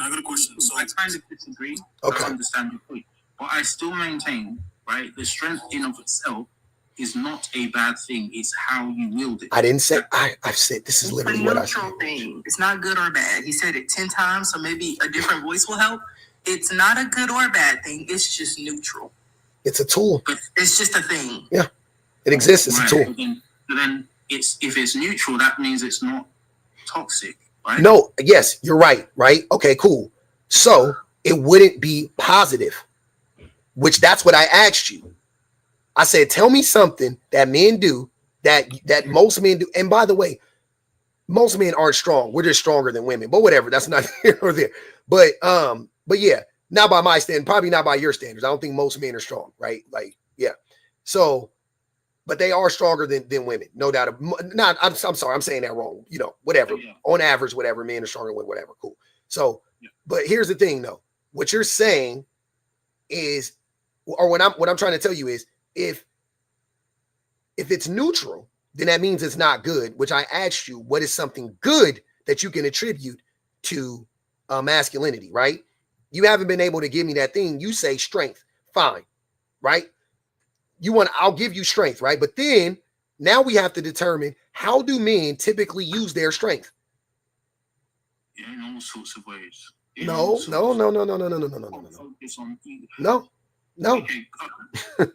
That's not, I don't like that answer. Let's get into it. How do men, no, you know what? It ain't even about how men typically use their strength. It's about if men's strength is such a positive, then shouldn't the world be better? Like if men having strength is a positive and the world is in the condition that it's in, then doesn't that mean that the strength actually isn't being used positively? No, because there's other elements that make the world bad as well. Look, like what? People use their strength more often for good things than bad things, right? Let's say if people commit violence once every, in a blue moon, but they use their strength every day for positive things, right? So if we were to look at it that way, it's actually cumulative. I think you're wrong. I think more people are negatively impacted by the strength of men than positively impacted by the strength of men, because every day the strength of men is on display. Us living in these oppressive systems are a reflection of the strength that men wield. The reason why these systems exist is because of the strength that men possess. So if we are perpetually being oppressed, then that means that the strength that men have is used to oppress people, i.e. it is not a positive. Yes. Because we're talking about physical strength. Okay. If you're talking about, fine, we're talking about physical strength. Yeah, physical strength. Yep. Right? Isn't it like break even though? Because you gotta realize that the strength that men have put into fighting against these oppressive systems the equal amount. Where is the equal pushback in fighting against the oppressive systems? Then you don't think it's equal? I know it's not equal. I don't not think it's not equal. I know it's not equal. When was the last time? When was the last time a non-oppressive group dropped an atomic bomb on an oppressive group? That's a good point. When was the last time a non-oppressive group infiltrated an oppressive institution and overturned it? Maybe not overturned, but I guess that just means it's not break even. Okay. All right. Yeah. To neutralize it. See, this is what I'm trying to tell y'all. You guys think about positive and negative. I don't look at positive and negative. I look at negative only, because everything that will be considered positive is just the way the world should be without the negative, right? Like however the world is, it would be that way if men weren't so fucking oppressive. the world would be 10 times better. Like, think of your wildest, like, think about the best thing that's ever happened in society, right? And you could say, oh, see, that's a positive. No. It's not a positive. That's neutral. That's neutral. The creation of modern medicine? How about that? What's that? Modern medicines aren't created, they're discovered. Right, discovered, sorry. Yeah, they already exist. But the discovering of modern medicine, is that like not... They've already, what do you mean? It's not, what do you mean modern? When was the last time they cured anything? I love that you said modern medicine. What was the last thing that they cured? Name it. The modern medicine you speak of. When was the last thing they cured? Maybe not cure, but we got like treatments, like very effective treatments. No? Like when we have like vaccines for very, very old diseases that existed. We haven't cured any of the old. We haven't cured any of the old diseases. None of them. They're all alive. Polio is still here. Malaria is still here. The flu is still here. I'm pretty sure the cold and the flu was on this planet 10 billion years before the first person ever walked. For sure. My point though is treatment. Like does modern medicine, like in terms of treatment, is not like a net positive? Like I would say, no, it's not a net positive. A lot of the evil stuff, like we didn't create evil stuff. Like we discovered the ability to do X, Y, and Z evil things. So it's like the treatment doesn't it create like a break even? Like, no. Oh, that's bad, but then we do this good because of how many people unalive every year from malaria in the world? It's quite a lot, especially it's a lot, right? Now, do we have treatments? Do we have treatments for malaria? How many people in America, how many people in the developed world unalive from malaria every year? It's nowhere near as much. Okay, so would that not be proof that we use our strength for nefarious reasons? Because why don't people in underdeveloped countries have access to the same medicine that we do? Wouldn't that be an example of that? Because to break even, brother, then those oppressed countries that don't have access to our resources should be over here unaliving us to get access. That way the whole world has access. Now we're on that proverbial quote unquote even playing field, right? But they're not doing that. Do you quantify them based on like the action, how like the oppressed and the oppressors do said action? Or do you just, like, because the way I'm quantifying it is like if somebody does X action, let's say, for example, it's not giving people malaria, then another one donates a lot of money to charity, or a lot of other people donate a lot of money to charity. Like, I would say, like, those two different actions are break even if there are people not donating. It is impact over intent, brother. The intent, when you give money to the Red Cross, could be one thing. The impact of the Red Cross is another. So no, it would never break even, because charities don't help anybody. Like, generally speaking, they don't. Who was saying that? Somebody said that. Somebody said that. I forget who it was, and they were talking about people giving money. I forget who it was. They were talking about people giving money, and he was like, "It was Tupac." Yeah, he was like, "Yeah." He was like, "Yeah." We was watching that shit on Instagram. Yeah, like he was like, "I ain't never seen a charity in the hood. I've never seen like, so I don't give a fuck about a charity." Yeah, so that's what it is. I got to read these super chats. Teresa said, "Computing began as collaboration and is worse now because they stopped collaborating, obviously, right?" Akasua said, "Former performing artist, current martial arts practitioner. The best in the field always compete against themselves and being inspired by others." Sounds like cooperation to me.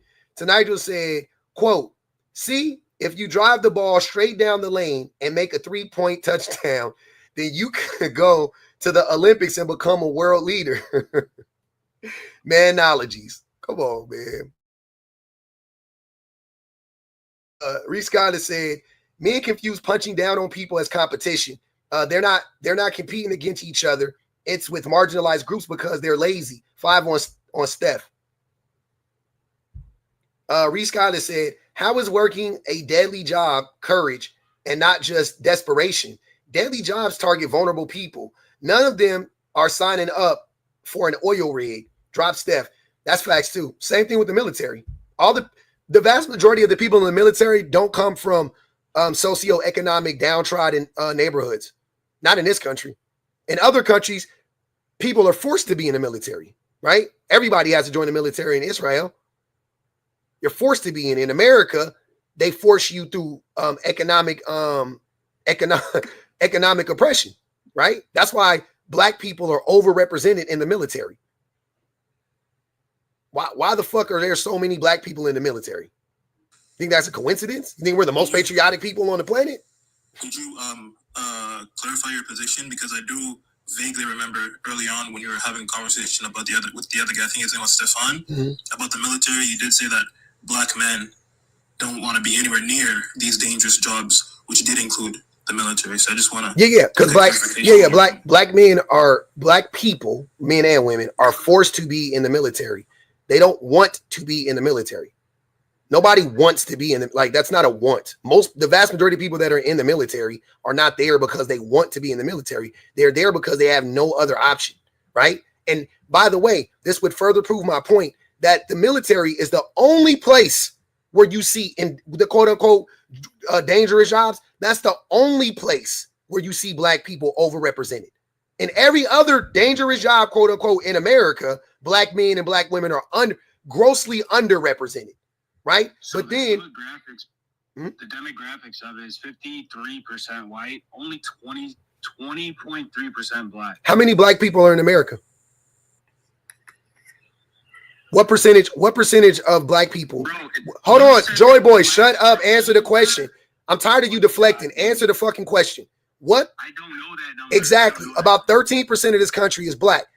You just said 20% of the military is black, though. So that means we are overrepresented. Now, what percentage of this country is comprised of white people? Is it over or under 53%?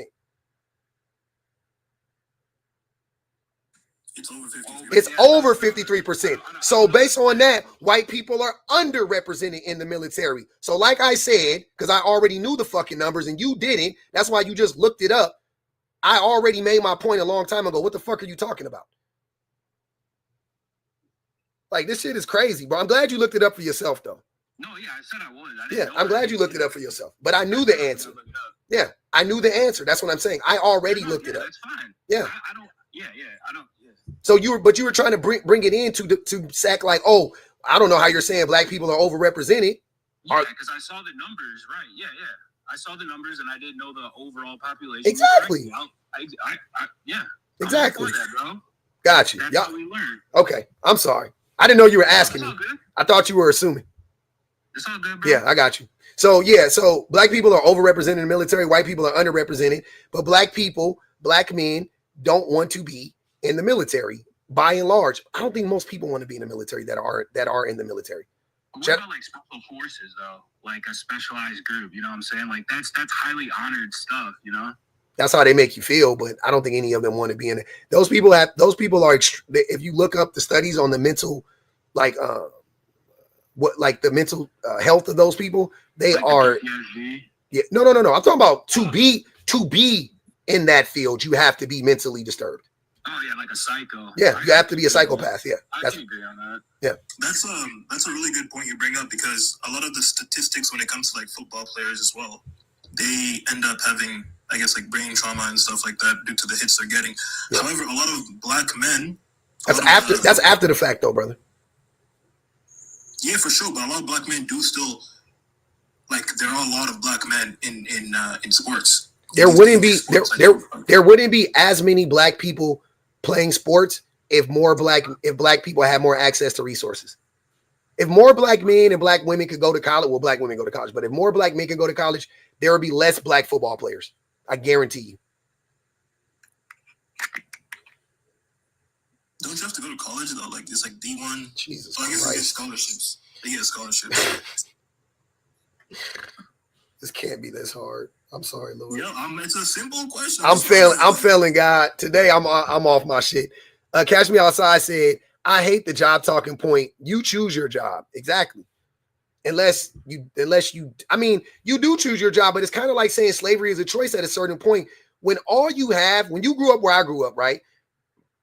Where college doesn't seem like an option, and it isn't an option for a lot of us because a lot of us don't get the resources we need when we're young to guide us and help us to get into college, right? I'm talking about especially young black boys. Like I had ADHD in school, You know what I'm saying? It was hard for me to focus, whatever. That shit, I didn't start talking about ADHD till I was like 38, 37. Around there was like the first time, like me and my wife were like really on some like, there's something off about you. And I was like, right? Like I feel like something's going on, you know, and then come to find, I was like, what? That's what it is. So yeah, that shit is crazy. Like you don't get the resources when you're young, and then, you know, whatever. A lot of stuff happens, right? You get left by the wayside, right? Cool. And then you look up and it's like, all right, what am I going to do? I'm going to gangbang. I'm going to sell smugs. I'm going to rap. I'm going to play basketball, play football. Very, very, very few black men specifically, right? But black people in general, because it happens to black women too, are looking at their options and going, yes, I see a way out. Yep. That doesn't involve putting my fucking body on the line. Very few black people see a way out that have nothing to do with putting their body on the line. That's what I'm trying to tell you. Or putting their freedom on the line. Or both. When you go to the military, you're doing both. That's what I'm saying. So they go join the military, play football, play basketball, rap. Yeah, I appreciate the explanation. Yeah. That's the sucky part. Ashley said, Rich, go heat up them beans. Go heat up them beans, bitch. Go ahead, Rich. You can respond, brother. Beans. I don't get the reference. Oh, because they're English. Oh, okay. So okay, fair point about, you know, black people in the military, but I mean, if you look outside of that demographic, it's still the same, right? No, what do you mean? As in, males still do dangerous jobs, white males, for example, white males, and every other demographic. It's about it's the reasoning. It wouldn't be for you to clock it as something that's masculine. It would have to be something that everybody had access to, and men still gravitated towards more than women. And then I would say, oh yeah, it's masculine. But if women are being locked out, or they're being allowed in at a very, very small, low rate, and then when they get in, they're being abused and subjugated to all forms of neglect and, you know, and disrespect, and so they end up forcing women out, then no, I wouldn't consider that to be a masculine job. Can you explain STEM? Like a lot of men gravitate towards STEM. I'm just wondering, why you don't think STEM is racist and sexist? It is, for sure. It is racist. Okay, then there goes your answer. Is right that is that a deterring factor for? Because I do see a lot of women, like a lot of it is a good thing. Women love STEM. Wait, I thought more women. Wait. Aren't more? I could be wrong about this. Aren't more women in STEM than men right now? Am I tripping? When women enter college, there are more women entering college specifically for STEM. There are more women who are studying STEM. There are not more women who actually have STEM jobs, which would prove the it's literally by design. It's the same thing that happens with gaming. Women are almost, I want to say, overrepresented in gaming as far as like players. Except they're underrepresented in characters, and they're underrepresented in people who are actually able to design games. Mm-hmm. Like it's on purpose. Like a lot of those women who enter those fields are usually heavily harassed. The way that even the jobs are designed, the way that they post those jobs are intentionally worded in a way that deter women from applying to those jobs. Oh, BR said 65% of STEM workers are men, 35 are women. That's the workers. But the people that have the degrees are the women. Can I comment on that really quickly? The STEM jobs? Yeah, go ahead. I work in STEM as a solutions engineer, and as a Black woman, it is extremely, extremely misogynistic. Mm-hmm. It is extremely, extremely racist. Even right now, I started back when I was 23. I am now 31. I want out. They forcing you out. God damn it. They're forcing me out. The only reason why I'm still here is because I need to find something else to pivot to that gives me the same amount of money. Yep. But I am literally sticking it out at the detriment of my health, physically, mentally. I left my last job because the Indian men, they overrepresent too, are so misogynistic and racist specifically towards Black people. Oh yeah, they hate Black people. They really hate Black women. It's extremely exhausting. And if you look at the data, in male-dominated jobs, over 51% of those women that work in male-dominated jobs, they experience some form of SA or gender-based harassment and violence. Damn. Only 51%? Damn. That's lower than what I would think. I think that is low, and it depends. It would be like who's actually reporting. Yeah, it's subjective, but yeah, that's crazy though. Still, I take 51% is still like damn most, but yeah. Oh, reported. Okay, never mind. I take it back. 51% reported. Yeah, that sounds right. Okay, 90% happening too. 51% reported. Okay, maybe 98% happening too. Yeah, that makes sense. I was like, damn, that's low as fuck. Yeah, okay. So can we move from the jobs? Because the jobs wouldn't prove that that these are masculine traits. Courage, not a masculine trait. What else are we doing? Strength. You want to say it's masculine? I think women are just as strong as men in so many ways. So if you're talking about bench pressing, maybe not. Carrying babies, definitely. Giving children, birth to children, something completely different. Mentally, we already know women are stronger, so I wouldn't even talk about that. But physically, yeah. Physically, I would say it's that strength is intentionally measured in a way to be deceitful, because just like you said, when people say birth, they always sort of like it's always very dismissive. Except if you were to ask anybody, like on the surface, is a man strong or is a person strong if they can lift 20, 30, 50 pounds while also feeling the pain of breaking 50 to 90 bones at the same time? Mm-hmm. Can they do those things simultaneously? If you just asked if a person did this, you would go, oh my God, who is this man? What a strong man that is. Except women do that on a consistent basis. I had 3 babies back to back to back. I had 3 under 5. I absolutely was in labor twice and lifting a 20-pound and a 30-pound person consistently, while also carrying the weight of another person, like the whole 9 months, and still working. Like a lot of what we measure as strength is intentionally measured in a way that favors men. Yep. Because women have a trained physical weakness. Women are actually physically weaker than men. Like it's blatantly not true. And I always, I don't like to use myself as an example, but it is true. When I was working my previous job, I did grip and gap work, which is, just behind the scenes stuff for film.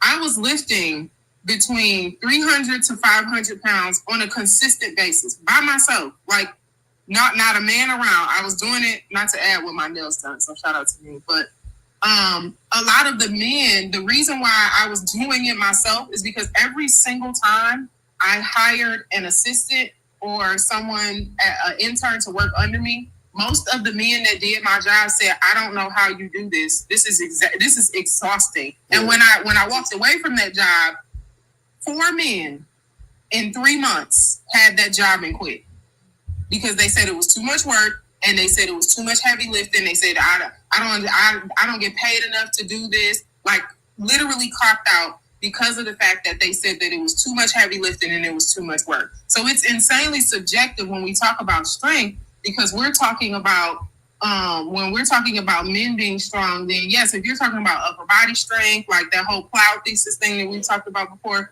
when you're talking about upper body strength, then yeah, men, do have an advantage in that way. But let a woman kick you, because women have stronger legs.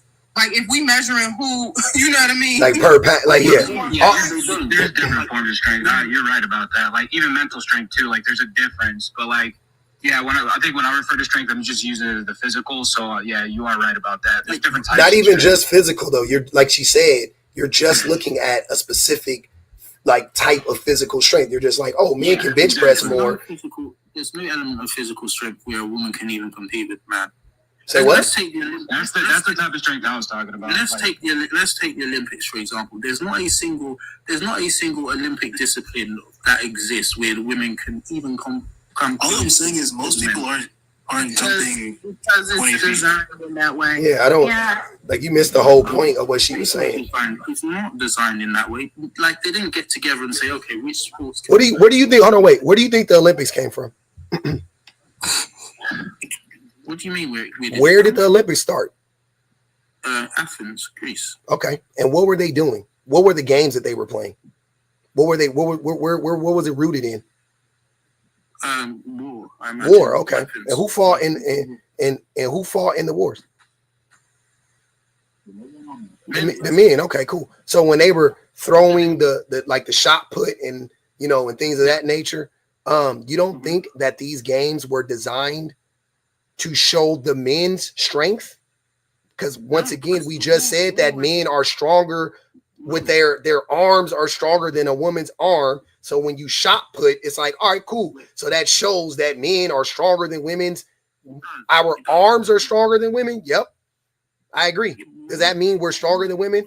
I'm just trying to help you understand at that point that none of the Olympic discipline, that doesn't prove anything. That just it just works. It just walks right back into PPG's point of it's designed to do that. That's what I'm trying to say.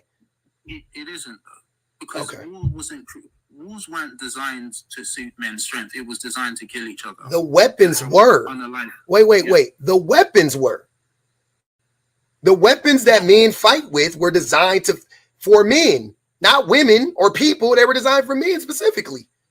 They were designed as the most effective way to. Bro, come on, dog. They weren't designed.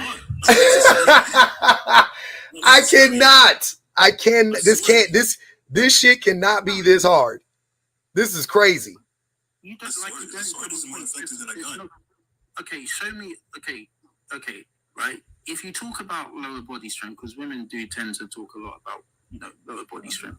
If you look at all of the disciplines that use lower body strength, men still work. I mean, this is just not an argument. I can't believe we're even debating this. No, but the point, Rich. The point is that like these measurements that you're using to determine strength, they were designed to benefit men, to show men's strength, quote unquote, in the few factors that they have strength over women. It's not necessarily like an overall, like because most men, let's be honest, most men aren't jumping 20 feet. Most men aren't running to 100-meter dashes in 12 seconds, right? Most men aren't doing that. When it comes to like general things, these things that you're using to quantify strength were set in place to benefit men. No, but you keep on saying stuff like being faster or carrying heavy weapons. Like, you tell me what measurement we can use. Anybody who's challenging my point, give me a measurement or a way that we could use. Let's just give you. She gave it to you already, bro. What are you talking about? Give you examples of childbirth.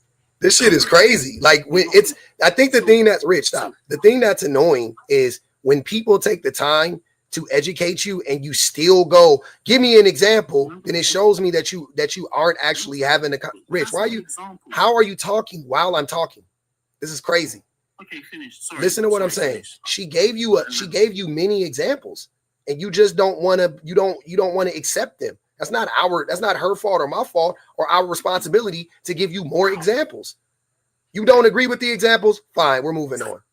You want to adhere to this idea that men are stronger than women? Fine, you can keep believing that. So how can you use that as an example to say women are stronger? It doesn't matter what men. Hold on.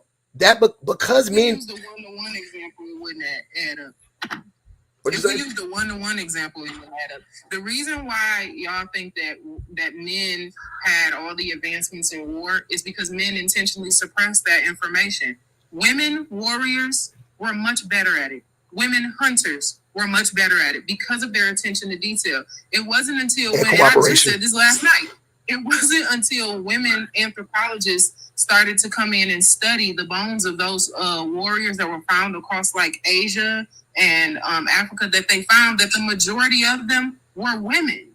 And like they were, it wasn't even like a little bit obvious. It was plainly obvious when they put the body, when they put the bones together. They're like, wait a minute, this isn't the structure of male bones. And the funniest part is male anthropologists didn't even consider looking at the bones to see if they were women. Could this possibly be women? Mm-hmm. They literally found some bones. They found weapons next to the bones, and they said, "Oh, okay, this is men."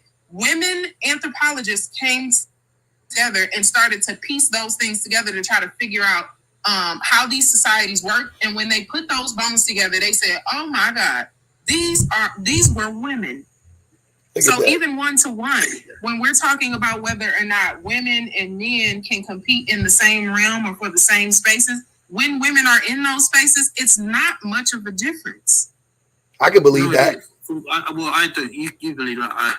I know you don't, Rich, but you don't know what you're talking about, though. So when you say you don't believe it, you don't know. You didn't know nothing she just said right now. You never looked into it. And I still don't. And you haven't processed it, and you haven't taken the time to process it. So your reflex is to reject it because you have a rigid way of thinking. No, you do. I reject it until I can accept. I just said that. That's what I just said. You reject it, and you're not supposed to reject it, though.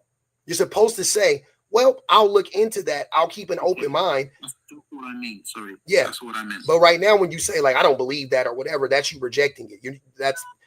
You're never going to do the research if you just reject it. You know what I'm saying? So I'm just saying, though, we have been talking about this for hours, and the best y'all got, even if I gave it to you, is strength and courage to do dangerous jobs. Mm-hmm. It's safe to say, hold on, it's safe to say that all masculinity is toxic. It's not. It's very safe to say. Also, I'll prove how masculinity is toxic. It's toxic. I'll keep going. The fact that right now, when BPG took that time to educate you, a couple things were happening. A, it was a woman saying it. And B, she was saying things about women that your mind was not willing to accept because of your masculinity, right? Because of your idea of masculinity, your rigid idea of masculinity. You don't think it's possible because you adhere to masculinity because masculinity is fucking toxic. So you think about that, you're like, oh, well, shit, that can't be true because that's a masculine man, and we strong and women are weak and da-da-da-da-da. So you can't break free of it. That's what I'm saying. Masculinity will always lead you. Masculinity will always lead you to a negative outcome. Always. It'll never lead you to a positive outcome. Never will masculinity lead to a positive outcome. I promise you. Never. All right. If let's say your loved one is in a burning building, masculinity will lead to a positive. What is masculine about going into an abandoned building, sir? Because first of all, it's likely to be a man who's taking that job. That doesn't. Nope. Once again, see, hold on. You guys conflate jobs with masculinity, and that's where you're wrong. I'm talking about traits. See, we're not having the right conversation. You guys literally, this is your brain, Rich. I promise you, the cognitive dissonance should be studied. It's so thick. You cannot process this. I don't care about your job or a job. Let me finish then. Let me finish. Because first of all, it's more likely to be a man in that job. But that aside, that's because of misogyny, not because of masculinity. Second of all, well, I guess it would be masculinity. There's a higher likelihood that that man is going to be able to drag you out of that building than because they are stronger than women. That's false, Rich. You are aware, Rich, that women firefighters have to take the same test as male firefighters. So say, for instance, my sister, she's a firefighter for the city of Fort Worth. I'm sorry, I was sick. They all had to be able to carry the same amount of dead weight, a certain amount of food.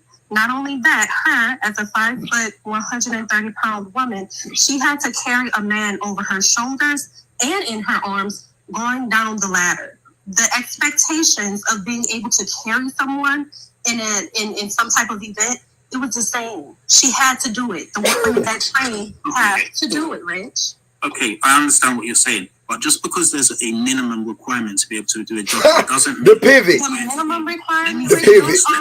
Minimum requirement. Let me finish. Go ahead, Rich. Hold on. Wait, Rich. Restate your point again about the job, the firefighter being the okay. So that's a job, right? Hold on, wait. You have to take a test. Hold on. You have to hold on, wait. I want to walk us down this path so maybe we can get to a certain point. Jazzy said, "Shut the fuck up, broke NP." I'm gonna take this. I'm gonna try to figure this out. So you brought up firefighters. I didn't. She didn't. None of us did. You brought up firefighters. Fine. So we're talking about firefighters now. So based on what TD just said, the likelihood that whoever comes in that house will be able to pull me out, is it the same, or is it lower if it's a man or a woman? Statistically, it would probably be lower. Why? Based on what? Because men are strong. Hold on. Wait. Hold on. But see, this is where your logic, the flaw comes out. Because now we're not comparing men in general. We're comparing firefighters. Not men in general. We're comparing firefighters. The job you brought up. Yeah. So when you compare firefighters, once again, is that firefighter more just as likely to be able to carry me out? That female firefighter, is she just as likely to be able to carry me out as the male firefighter? No, she's not. Based on what logic?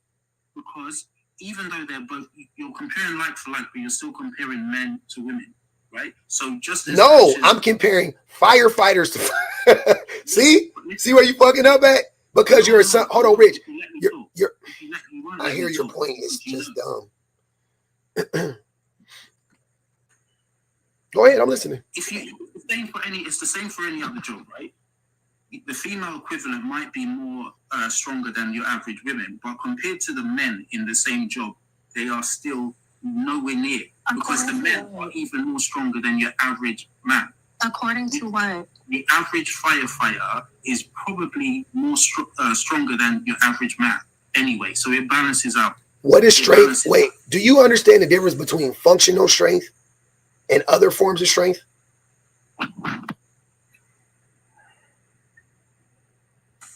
Rich, do you understand the difference? Can you hear me? Are you there? Rich? Oh, he might have got a call. Oh, there you go. Okay. Do you understand the difference between functional strength and other forms of strength? Yes. So hold on, wait. So I got a question. I have a question for you. Is flexibility considered a functional strength? Flexibility isn't a strength. What? Strength. Flexibility? Oh, wait. Flexibility isn't a strength? No, because you're not necessarily using. What? What are you talking about, bro? Are you fucking serious? Flexibility isn't a strength.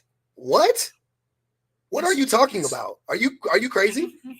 For example, if you did the splits, right? If you did the splits, what muscles are you using to do that? Your fucking hip flexor, your fucking gravity. It's gravity. Gravity? Oh yeah, he a special one, y'all. My bad. My fault. My fault, y'all. Rich, I got a question. How do you what's your definition of strength? Because I think there's like a mismatch in terms of definition. You're understanding strength to be X, Y, and Z. Public is understanding strength to be X, Y, and Z. Like, what do you think strength is? In any case, flexibility is not going to help you drag someone out. No, answer my question. Wait, hold on, wait. No. That would be a good question, but he ain't gonna answer it. But I like what he just said. Flexibility won't help you drag a person out. You don't think so? No. What if you have bad ankles? What if you have a bad back? What if your back is stiff, but you're strong? Like your legs are strong, you're right? Like you do exercise, but you're not as pliable. You don't think that would help you being able to bend over and to pick a person up? You don't think you need strong wrists? You don't think your wrists need to be flexible for you to be able to pick a person up? You don't think that plays any role in it? Not as much. It does. Hold on. Do you lift weights? Is that a picture of you in your profile? That's you. Okay. So you're telling me that flexibility isn't a part of weightlifting? It's not a significant part. It is, sir. It 100. You make me think. You got to cam up now. I don't believe you lift weights. Rich. Like, what is range of motion? What's range of motion? Yes. You don't understand what I'm saying. But what is range of motion? See, you're getting hung up on the semantics. Like, to do a squat, you need to have good range of motion, man. And good range of motion is flexibility. Fine. I'm not saying you don't need some flexibility, but no, you definitely do need any sort of flexibility, like a significant. The more flexibility you have, the better. Like hypertrophy 101, bro. Listen to what I'm saying. In order to bend over to pick someone up, you need some flexibility. You don't need a lot. It's not just about bending over. If you are lifting someone, you have to use your legs. You have to squat down to pick someone up properly. You can't just use all your back. And most people can squat down. Mobility and flexibility. Yeah, but look, if someone could squat down, I wouldn't call them flexible. It's just normal. It's just regular. So being able to, beyond a certain point, your flexibility is used. What if you need to get really low? And you just can't do it because to Naru's point, you don't have the range of motion. What if you need to get really, really low to get the person on your shoulder, right? But you can't get that low. If you can bend it down, that's all you need. You can't. No, you're making up stuff, bro. I'm using a real world scenario because I know this happens. You may need to get really, really low, right? And when you squat, you're supposed to go deep with your squats, right? So what if your range of motion, because I got a bad back, so I know about this. My range of motion is limited because of my back. I'm strong. My arms, individually, I'm stronger than my wife. But because of my back, there are certain things that my wife would be able to do that I couldn't do. That's what I'm trying to tell you, because my back is weak, right? Of course, but having a bad back would that is strength. From the job anyway. Now you're making, hold on. This is a thought exercise. So what if that woman has a larger range of motion than that man? She is going to be able to do things that is based in strength that the man's not able to do, bro. That's what I'm trying to tell you. Like, it's common. It's not that difficult. You're like intentionally not trying to understand it. It's kind of a long point. Like, I understand you need some flexibility, but not that much. You need a ton of flexibility. You need actual strength more than anything. One of the attributes that men typically have is combativeness. That's a masculine trait. Combativeness, masculine trait, TD. Combativeness. That's we're having a debate. What are you talking about? It's not a debate, Rich. It's not a debate. We're not debating. You're trying to gaslight us into thinking this is a debate. This is not a debate. It's not. We're having a discussion, though. We're going back at best, it's a discussion. But really what it is it's supposed to be a teaching lesson. You guys aren't teaching me anything. You guys haven't made one valid point. I'm not even joking. Now, one valid point. You don't know what you're talking about. You're undereducated. You have no idea what you're talking about. None whatsoever. You don't know anything about being a firefighter. TD educated you on that. You don't know what strength is. BPG educated you on that. You don't know anything about military practices or war from an anthropological standpoint. BPD educated you on that. You don't know shit. Joy Boy didn't know that the military, he didn't know how the military, the demographics of the military. I educated you on that. Like, you guys don't know what you're talking about. You guys haven't said one thing that's like, oh, damn, I didn't know about that. Oh, damn, I haven't thought about that. Where is there a debate happening? I literally said I agreed with her when she was talking. Joy Boy, I'm not, this is not to, sir. This is, listen. Both of us. I just gave I gave an example specifically for you. I didn't lump you in with everything that I said about Rich. I said you didn't know what the demographics of the military. I told you that, and then you looked it up. I didn't know the population of the black. You didn't know about any of it. It's such a niche thing to know. It's not a niche thing. It's a very see. You think it's a niche thing? It's not. It's the fucking military. Since when is the military niche? Like, what are you talking about? Since when is knowing the racial demographic of the country you live in a niche thing? If you go talk to people on the street, they'll tell you the amount of people in the military. I know, sir. Just because people are undereducated doesn't mean that it's niche. It just means people are undereducated. You just didn't know. Like, I've been telling y'all this whole time. The majority of people don't know. It's not common knowledge. Because people are undereducated. It doesn't make it niche. It doesn't make it niche. It just means you're undereducated. That's fine. Like, what the fuck is going on? There's a bunch of people who know it, though. I brought Brad up here. He was. Me up for so long, but I'm gonna head out. All right, bro. Yeah, stay safe. All right, man. Yeah, I brought Brad up here. He had something to say. He was in the comments cyber slurping, so I figured he can come up here and do it in real life. Go on, Brad. Speak on it, brother. I was just welcoming the invite.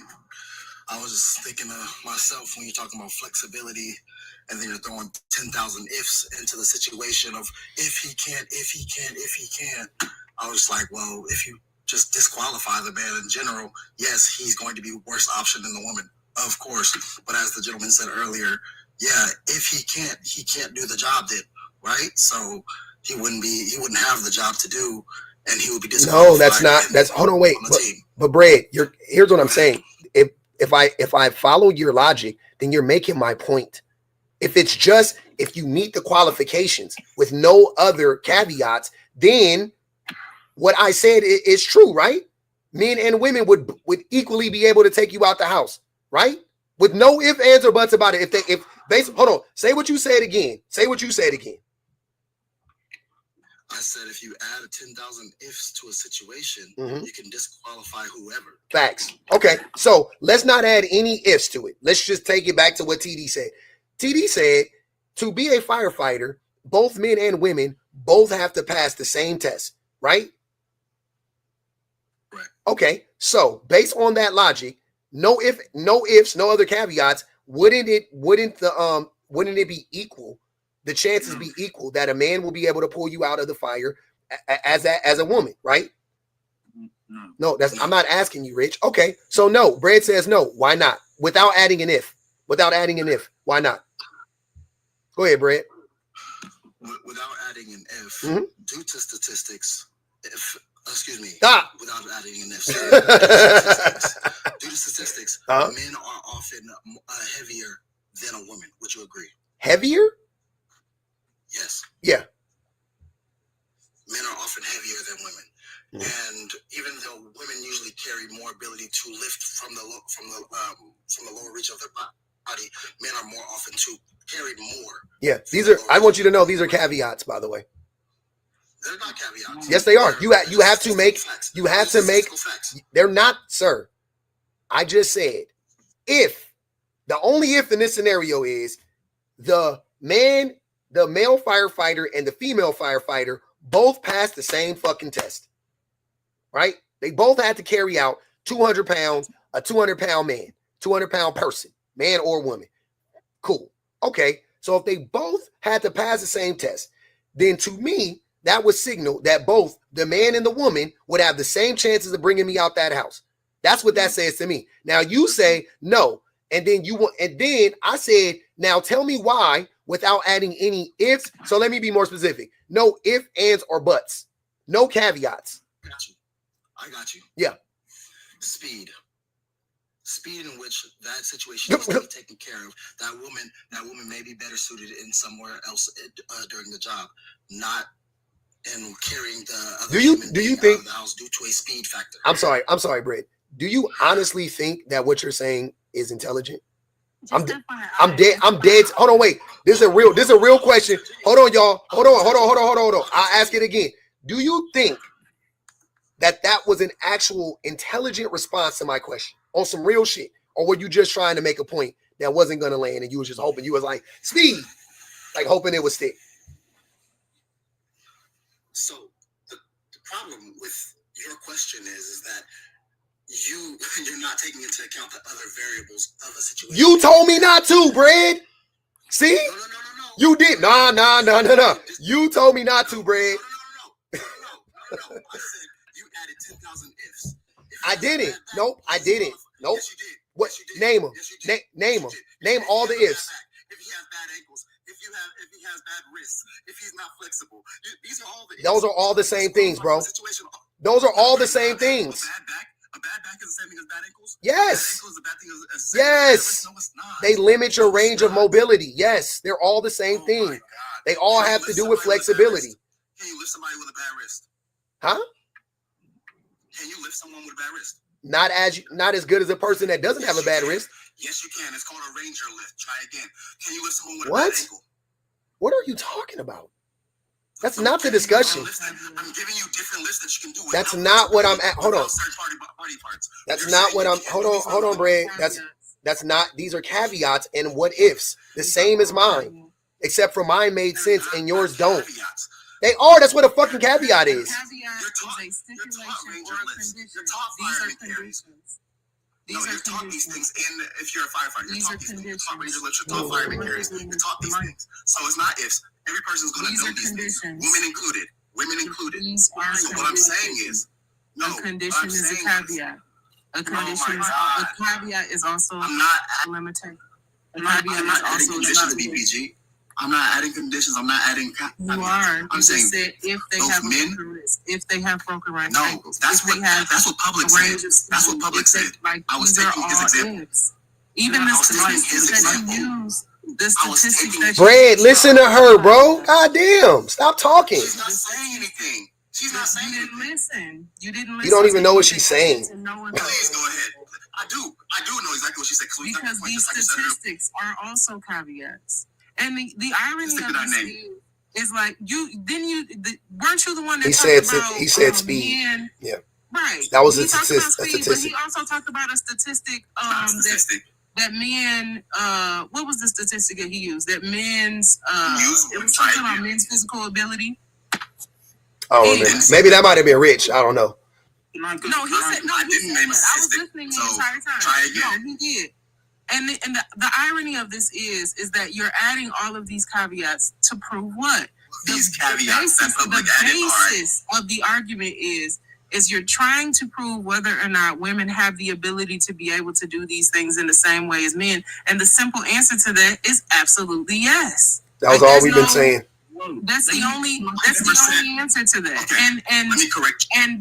And the other irony of that is you don't have to correct me because I can guarantee you probably not correct. The other irony of that is just let her hey, just let her finish. Damn, just let her finish, and then you could talk. My uncle was a fire chief, and a lot of times he would talk about how much well-versed the women were, not only with the material, but how much more because of women's attention to detail, they were more apt and better at the job because of the fact that they had a huge attention to detail. And a lot of these men, especially once they became firefighters, they did what was required to pass the test. Once they passed that test, it was over. Their bodies quite literally they get fat and flabby. I mean, literally, like that's the irony of this conversation. Like we're looking at whether or not women have the ability to be able to do these things in the same ways that men are. And the answer, quite simply, is yes. Like there's no ifs, ands, or buts about that. You don't have to add any caveats. Go ahead, Brad. Go ahead, Brad. No.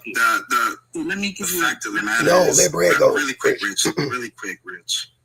The fact of the matter is that the conversation was likely and ability to carry the man out of the house. Okay, I didn't name a statistic. I said that it would be more likely for the man to carry the woman out of the house, or the person out of the house, due to speed and efficiency in getting the job done. Okay. Now, if you're talking about will she have the ability to do it, I never took that from her. Sure, she would have the ability to do it. I said the man will probably be able to do it faster. And to your point of your based on what? Being what do you mean based on? Based on what? You're just saying the man would probably be able to do it faster when BPG just pointed out how women pay attention to detail better, which to me, if you know anything about getting the job done, the more attention to detail you pay, the faster you get the job done. So when you say women can do it, men will be able to do it faster, you're only thinking about one thing. You're only thinking. You're talking about the physical. Yeah, you're just thinking like, oh, I'm physically stronger. You're not thinking about the mental component of it, right? We already, and I already got past the part that the women, like BBG just said, like TD just said, that the women are physically up to the task, just like the men. But then you add to that the fact that women are going to pay attention to detail more, and the women are more than likely, so we talking stats and statistics and da-da-da-da-da, women are also more than likely going to follow the rules and take less risks, which will also keep you safer and them safer. You're laughing at that? Why is that funny? So I am laughing at that. I am laughing at that because the simple fact of the matter is that I wasn't discrediting what she was saying that women often do pay more attention. I wasn't discrediting that at all. What I'm saying is that what you're asking me to substantiate the claim, and to substantiate it, it's just going to come down to PRT times and how fast you actually got that done in the whole trial of trying to finish the test. And normally men finish the test faster in that region of carrying someone to safety, kicking through a door, clearing a building. It's oftentimes that men do this faster, and that is just a fact. So if you're saying who's likely to do it, is oftentimes a man due to the speed that he is able to do it to get the job done. It's just a fact. I tell you you're wrong because I actually do this shit for a living, and y'all kind of have my degrees too, talking about kinesiology, and being flexible is probably a shit ton more important than strength. We moved far from flexibility, sir. Hey, bro. Shut the fuck up. How do we move far from flexibility? Hold on, catch me outside. I said Rich is strong as fuck moving the goalposts like this. Actually, flexibility is super important because when people go down, they're not going to be in the fucking wide ass open hallway. They're going to be stuck behind a bed, underneath some shit. So it's highly important for you to be flexible. Two, the shit that we learn, the techniques that we learn, mitigates a shit ton of weight issues. So that's why women are able to do that. Actually, they pay more attention. They understand. The techniques are better. Mm-hmm. Yeah. Yep. They understand. They pay attention to, like you said, details. They understand egress. Do I want to be him on the A side of the structure, B side of the structure, C side? I bet you don't even know what the fuck that is. Why you go up here talking about firefighting and shit you don't know nothing about? I'm prior military. I got what you're saying. Keep going. So with that being said, all that the macho strength shit you're talking about, the women are actually better because actually I worked 3 fires last night. You want to know who the fucking best worker was? A 5'3" woman named KB. I was in the military to a man talking about being a firefighter is funny. Go ahead. That was just odd to me. The best worker fire training in the military, especially in the Navy, was a 5'3" girl. You get fire training when you're a stewardess. Wow, men were bitching about it being cold. I'm not talking about fire extinguisher training, love. And yes, I know I'm talking about fire extinguisher training either. Fire training as a when you work for Delta as a stewardess, you get the same level of training that they get to fight fires because of the fact that you're going to be in the middle of the air. We ain't talking about an extinguisher. Anybody can use an extinguisher. But we're talking about actually being trained. Clarice said, I welcome that. Wait. Reese said, examples be whooping their tails. Jocelyn said, a close friend of mine was told by her college advisor to change her major because women don't do well in STEM. She had a 3.8 GPA. Goddamn. And this was for a grad program for molecular biology. He was a man. Of course he was. Angel said, firefighter here. My credentials don't specify my gender or sex. Shut the fuck up. Catch Me Outside said, this nigga Bread is foaming at the mouth right now. I don't know why he is, but he do seem a little upset, a little tight. Y'all being disingenuous and you know it. Nah, that's a big word for Elmo. That don't apply to us, baby. You don't understand it, that's on you. Okay. I'm start saying y'all niggas being disingenuous. Y'all niggas just be lying and don't know what the fuck y'all be talking about most of the time. Jay Will, if you ran into a fire yesterday with that 5'3" firefighter and there was a 200-pound man on the ground, you carrying him out, or you having her carry him out so you can clear the rest of the building? Either one can carry them out. The requirement. Hold on, let him answer. Let him answer. He the firefighter. Who locates him first? Because if I'm on the nozzle, then she's gonna carry him out. Oh, look at that. Clearing the building. You both are clearing the building because there's most people walk into that building together, right? So you guys find him. I'm on the nozzle. If I'm the nozzle, she's going to pick them up and carry him out. I'm not going to turn off the nozzle and give it to her. I'm already on the nozzle, bro. Let's say. So Brad is trying to say that, like, wait, Brad. So Brad is trying to say that both of y'all are just moving through the house, no nozzle, just both of y'all just moving through the house, clearing it. Which, why would you both be doing that? Wouldn't one of you be doing one thing and like, when does that happen? Would be my question, Jay. Does that happen? No. Yeah, that's what I thought. That's why I was saying Brad don't know shit about firefighting, but he thought he did. I knew that base just in the second that Jay Will said what he said, I knew instantly what he was saying and why what you were saying didn't make no fucking sense. He was like, yeah, because if two people are in a building, two people wouldn't be doing the same fucking job. They would be doing one thing and one person will be doing the other one. So whatever the other job is, they're gonna do that job and he's gonna do his job. He's not gonna stop doing his job because that just makes shit slower. How did I get that in 2 fucking seconds? I understood that in 2 seconds that's what was going on. Jay, this is random, but how much can you lift? I bench press. Can you hear me? Yeah, I bench press 325. Okay, how much do you weigh? About 250. If you're comfortable sharing it. Okay. So you lift more than you. Okay. Thank you. Yeah,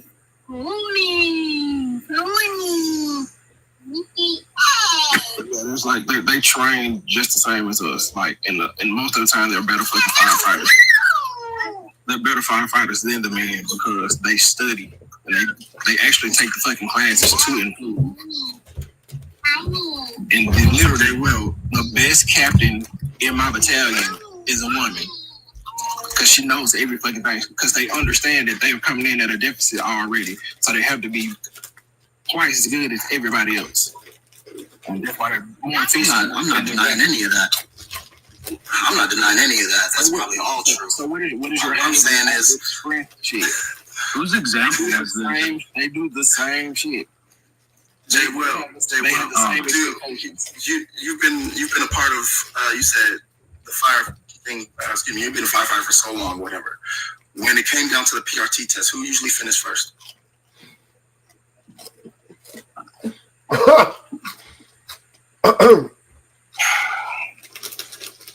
What is the relevancy of this? I'm trying to. Well, it's your physical abilities normally when a PRT test. So that's why I'm saying who normally finished first for my claim of speed. I want you to know that those tests don't mean shit when fire is over your head. That's what I was thinking. Hey, Jay Will, you know what I was thinking? When he was talking about the PRT times, I was thinking that shit sound like a 40 time in football. Like, that shit don't mean nothing. When you get on the field, how fast do you actually run in real life? With the pressure on you? All that test shit don't mean nothing. That shit crazy. When it comes down to completing a physical challenge, yes, speed matters. What are we talking about? PRT test is like playing one-on-one. It's like playing one-on-one at practice, and you beat everybody at practice, but when you get in the game, you don't know how to fucking play the game, though. It's a different thing. Like, being good in that one thing, mastering that thing, don't mean shit. And when you apply it, says the fucking firefighter. Who the fuck are you to tell him? That's what I'm not understanding. You guys are making a claim like, oh, because she's super, knowledgeable about this, that, and the third. Just because you're good at a fucking speed test in 5th grade doesn't mean you're going to be fucking great at algebra in the actual world when it comes to engineering. It doesn't fucking matter. When it comes down to it, when it comes to applied science, the man is going to get the woman out, get a person out of the building. No, they're not. You're just making that up. You don't know what you're talking about. I'm listening to the firefighter up here, not the dude who learned how to work a fucking fire extinguisher in the military. When he said, listen to the firefighter when he said, I'm gonna listen to the firefighter. Don't matter anymore, only because the men are going to finish at a faster rate, which was my point. Yeah. Jay Will's not wrong. When you're training, right? Like my sister had to carry a certain amount of weight. Isn't it timed in the training? And when it's timed, the women have to do it at the same rate as the men, correct? You're wrong. I'm not wrong. You're wrong. I'm not wrong. It's a minimum. It's a maximum time. It's a maximum time, not a minimum time. It's a maximum time, not a minimum time. Okay. Had to do the exact same amount as the men. The requirement was the exact same. I would hold on, wait, Brad. Hold on, brother. I want to move around off of this. It's pointless. I would love to talk about the topic. We got a new cyber slipper up here. So I love bringing up all the cyber slippers so y'all can connect. If you want to address the prompt, you can, Brad. If not, Rod, you can address the prompt. Okay, I'll address it. The code of man. Masculinity is all toxic. Dude, you sit up all day and create this. You are pathetic as a man. To sit up here and pander to chicks and women, bro, it just shows you that you lack a father figure in your life, bro. That's it. And then you sit up here and talk about a firefighter test, and then going to say the women can get a person out of a fire quicker than a man. It just clearly shows you're not that bright of a human. That's literally it. And it's all like, bro, you better be making top dollars pandering to these chicks, bro, for real. Because what you're doing is very poisoning, bro. And you know the crazy part about it? If you're actually... Hold on, y'all. Please don't mute him. Please don't mute him. Pathetic. You don't gotta start attacking, bro. Like, no, he got it. I love the attacks. I just want to... So now I'm going to go back. Are you done? Pathetic. Are you done, Rod? I can keep going. See, it's truly pathetic because it's like, how can you sit up here all day, bro? And a lot of women and men, just for a small percentage of women who think they are better than men, and they are not, especially physically. It just further proves that you're not bright. And you guys in the chat, if you really think a woman can get a person out of a fire quicker than a man, it just shows that you guys lack intelligence. You would never rise in society. You all would be workers and consumers like you always is. Facts. And I land now. So can you address the prompt? Already did. You didn't. Do you agree? Do you disagree? What do you agree with? What do you disagree with? Obviously, I disagree, sir. Okay. So why do you disagree? Because it's idiotic. Elaborate. Expound on that. I already did. You didn't. I did. No, I need more. I don't know why you disagree. More is useless, sir. Huh? Me giving you more is useless. Well, give the people up here more. They're all waiting. Everybody wants to hear it. Nobody knows what you're talking about. Your fingers painted? Yeah. No wonder. No wonder. Oh, wow. His fingers painted, bro. Look at this. This guy's be shucking and jiving for chicks, and he lied to him, and his fingers is painted. Wow. That explains it, bro. I'm not even upset with you anymore, bro. You're just a Rudy. Hey, that explains a lot. Dang, bro. Yeah, cool. Yeah, all toxicity is not bad, man. The code of man. What is the code of man? What is the code of man? What is that? What's the code of man? Are we talking about human, woman, or a man? Which one is it, sir? Help me out to elaborate. Instead of just saying the code of man. Are you saying coat or cult? Because cult wouldn't make sense, but cult is what I'm saying. So which one are you saying? Just to make sure. Cult. Okay, with an L. Cult. Okay. And you were saying toxicity? Yes. Are you saying masculinity or toxicity? Are you mixing the words together? No, your comprehension is just slow. Okay. But I said masculinity is not all toxic. Gotcha. That's like okay. That is horrible. Okay. What is masculinity? Especially coming from a man. That's weird, bro. Yeah. What is I understand now when you do that. What is masculinity, Rod? I don't know. I'm a D+ student, man. No. I'm asking you, what is masculinity? What's the definition of it? I don't know, sir. I don't know. You don't know? So why do you disagree? So why are you disagreeing if you don't even know what it is? Because it doesn't make sense, bro. I know. I'm saying, hold on, wait. I know. Hold on. Let's take it step by step. If you don't know what the word is, then that means it doesn't make sense. Like the statement doesn't make sense to you, not because you disagree, but because you don't know what the word means, right? Help me out, sir. No, I am going to help you out, but I just want to make sure we're all clear that it's not that you disagree, it's that you're ignorant, right?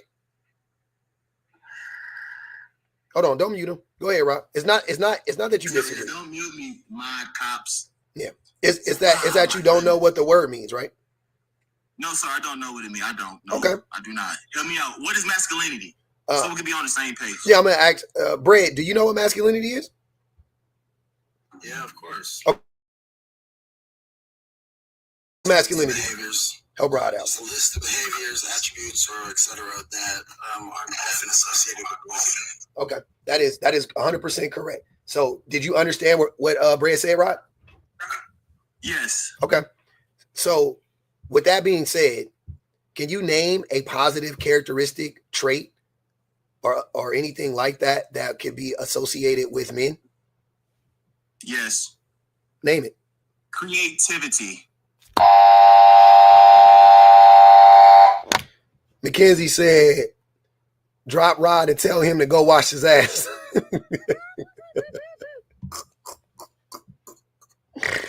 Damn, Rod, why you had to crash out like that, man? I wanted you to get your rocks off, brother. You know, Catch Me Outside said, this dusty, crusty, musty man Rod is insufferable. He was pretty bad. Yeah. Okay, go ahead, Brad. You can address. I would like for you to address the prompt. The cult of man. Not the cult of man part. That's just what I call the patriarchy. Yeah, I get it. Because it's a cult. Masculinity is all toxic. I mean, it's pretty much a statement. I mean, I guess I disagree. Yeah. Just for the simple fact of, since you asked the gentleman what's an attribute that I feel like isn't toxic, I would say competition. Sure, it can be misconstrued as toxic sometimes, but I believe competition actually is competition a trait? Prosper. Is competition a trait? Being competitive. Being competitive is a trait? Yes, sir. Okay. And you think that you think that competition is a good thing? As I said, it can be misconstrued sometimes to be toxic, but yes, I believe all in all, being competitive is a good thing. In most cases, what's better, cooperation or competition?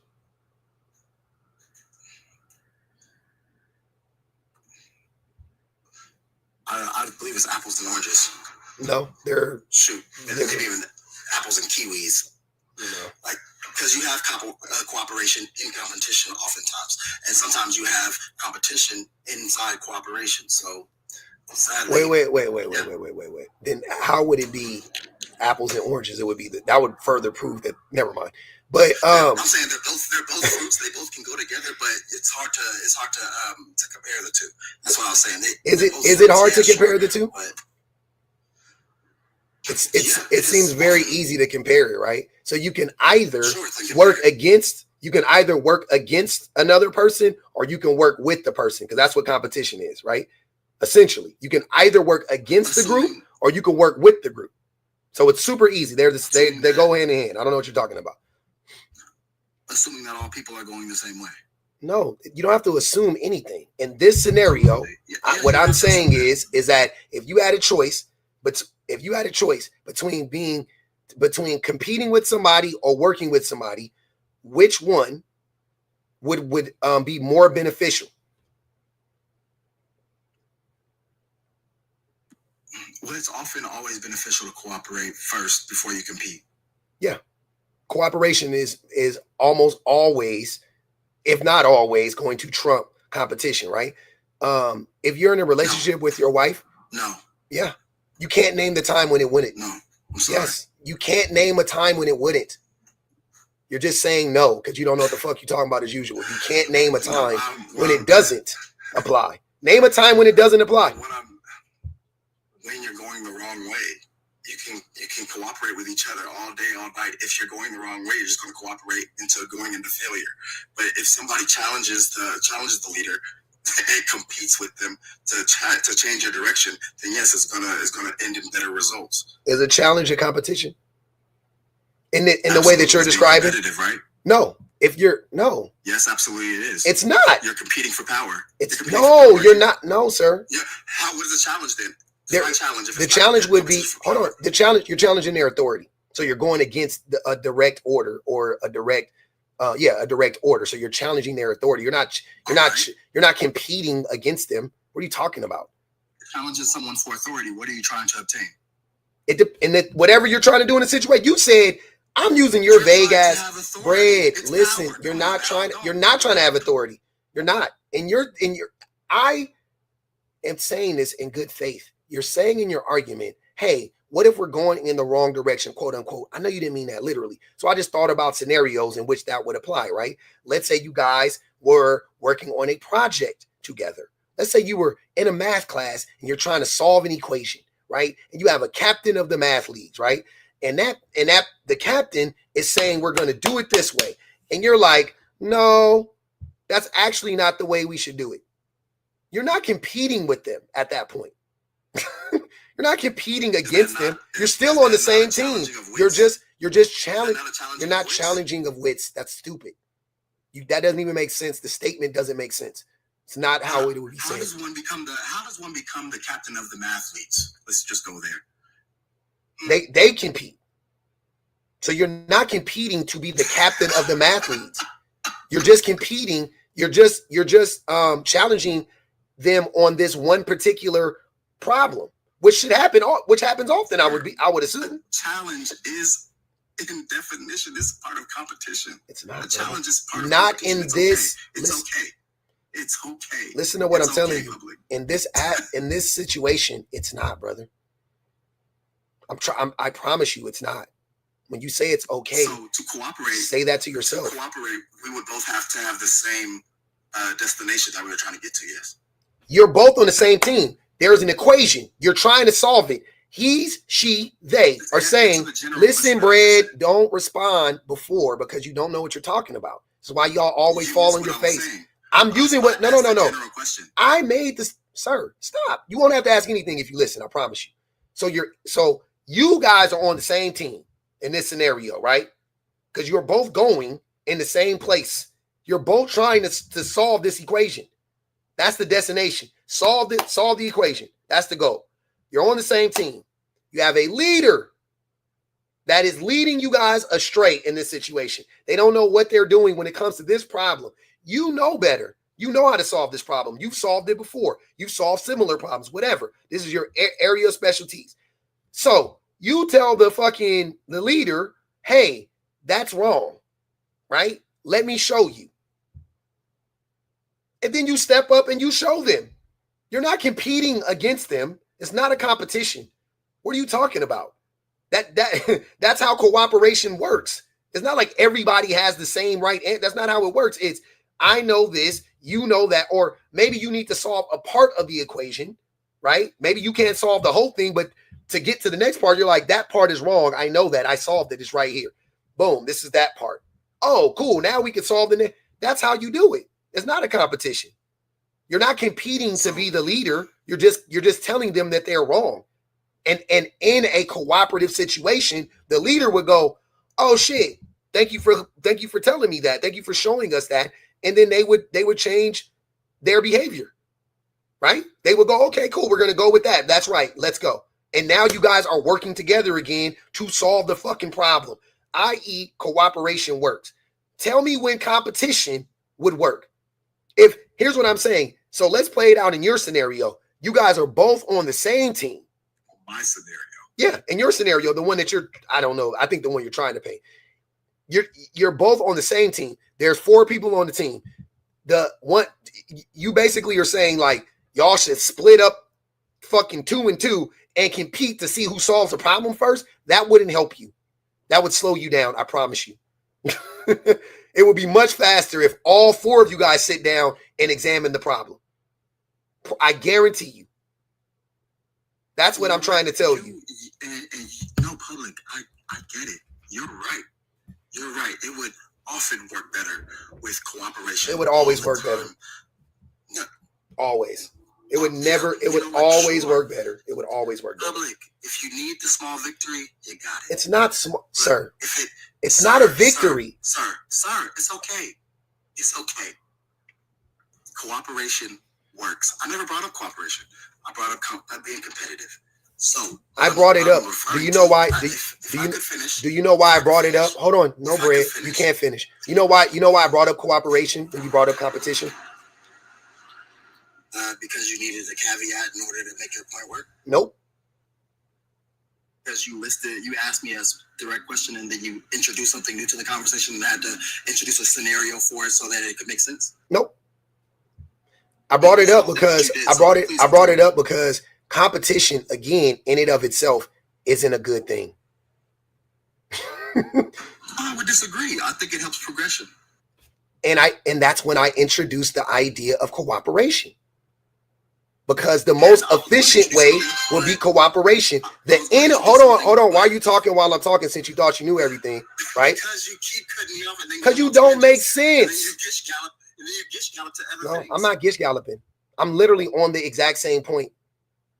You just didn't have a point. You then said cooperation, then you said mathletes, and then you said we should work all together. That's literally the definition of gish galloping. You're adding 10,000 other things, hoping that I missed my original point. No, that's what you did, sir. I just used your dumb ass. I didn't add anything. You did. You did. Anything. You literally did. Yes, you did. You added cooperation. What did I add to that? Please tell me. You added the idea that if it only works if you guys are all going in the same direction. And I said, no. That's not adding anything. That's not adding anything. That's literally the fake laughs always get me. With what you know about human psychology, are people often always going the same way or trying to get to the same destination? Often, always. Success. Hold on, wait. Often, always are contradictions. That's a contradiction. Often, always. Which one do you want me to reply to? Often or always? Ask the question again, but make it make sense. And don't gish gallop. don't get okay. I often. Mm-hmm. I'll just stick it with that. Okay. Often. The same way. Hold on, wait. My phone went out. My phone went out. My timer went off. I'm sorry. Say it again. I missed it. Worse. Are people often trying to reach the same destinations in their life? Yes. As other people, often. Yeah. If you go with the broad spectrum and you paint with a broad brush, I would agree.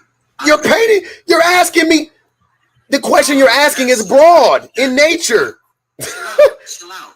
Be specific then if you don't want a broad response to a broad question. I've been broad on purpose so that when we draw it down to being specific, we can be on the same level.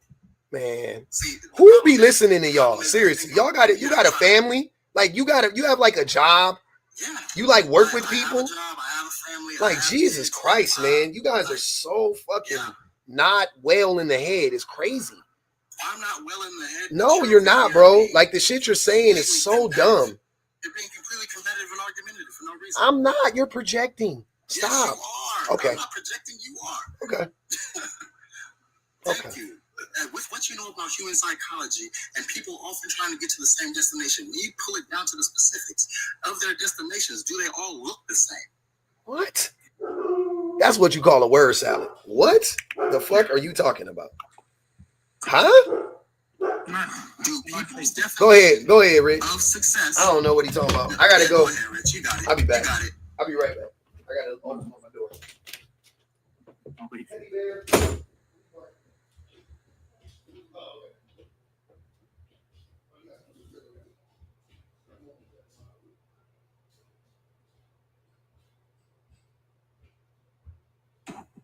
Y'all lips getting dry talking about the same thing? That made my whole Because mine is. brain hurt so bad. I don't see how y'all do it. I don't know what the appeal of being stupid is. I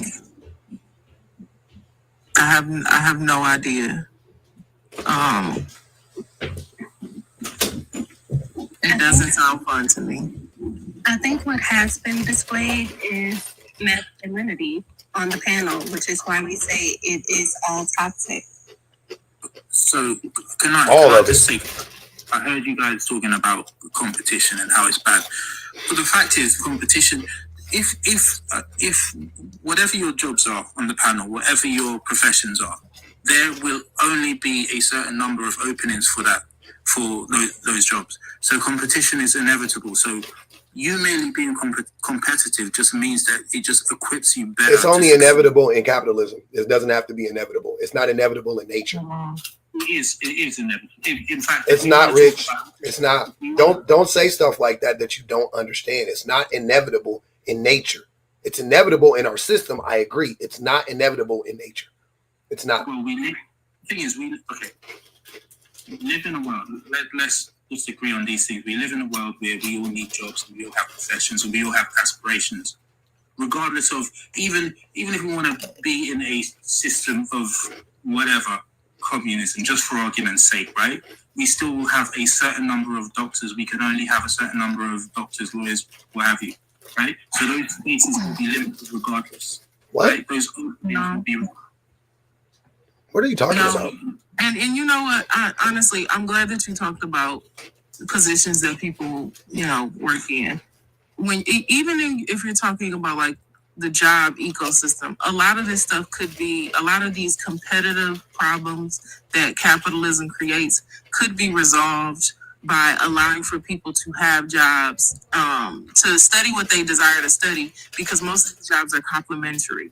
Like a doctor is only as good as the nurse that he has on call. Like literally, these jobs require that you have people who, there's a sort of social village of people that are working all together. And I work in film. The way that works is there's a hierarchy in the sense of who's making the final call, but there's not a hierarchy in who's most important, because your DP is only able to complete, your director of photography is only able to complete work as well as the PA that he has. If he has a bad PA, the whole set falls apart. You are only as good as the grip that you have. You're only as good as the gaff that you have. You're only as good. There's no such thing as having really, really good, well-crafted, well-lit film that sounds terrible. If the audio guy is off, the entire thing unravels. And capitalism has taught y'all that somehow people have to compete for positions, when the reality is everybody, and even within nature, you see this.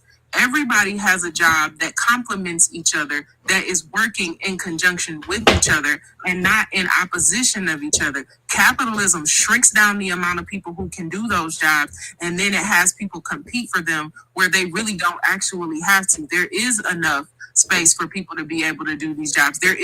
We need more doctors. We need significantly more doctors. Capitalism makes medical school out of reach. Capitalism makes college out of reach, and capitalism makes it impossible for people to be able to complete residencies, because you have to also have some level of financial stability to even do that. That's the reason why people are competing for these jobs, because of access. Capitalism takes away the access, capitalism takes away the resources, and then it has people compete for whatever the last of the crumbs are. If we open up to have people doing these jobs and complementing each other and having the same amount of resources to be able to get these jobs, you take out the competition. Hold on. Wait. Teresa said speed is responsible for workplace fatalities in men because they be rushing. That's facts. Angel said women are typically faster at search and rescue.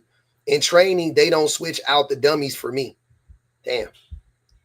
Never Sin said stats say women are faster than men at shorter distance. Damn, they cooking y'all.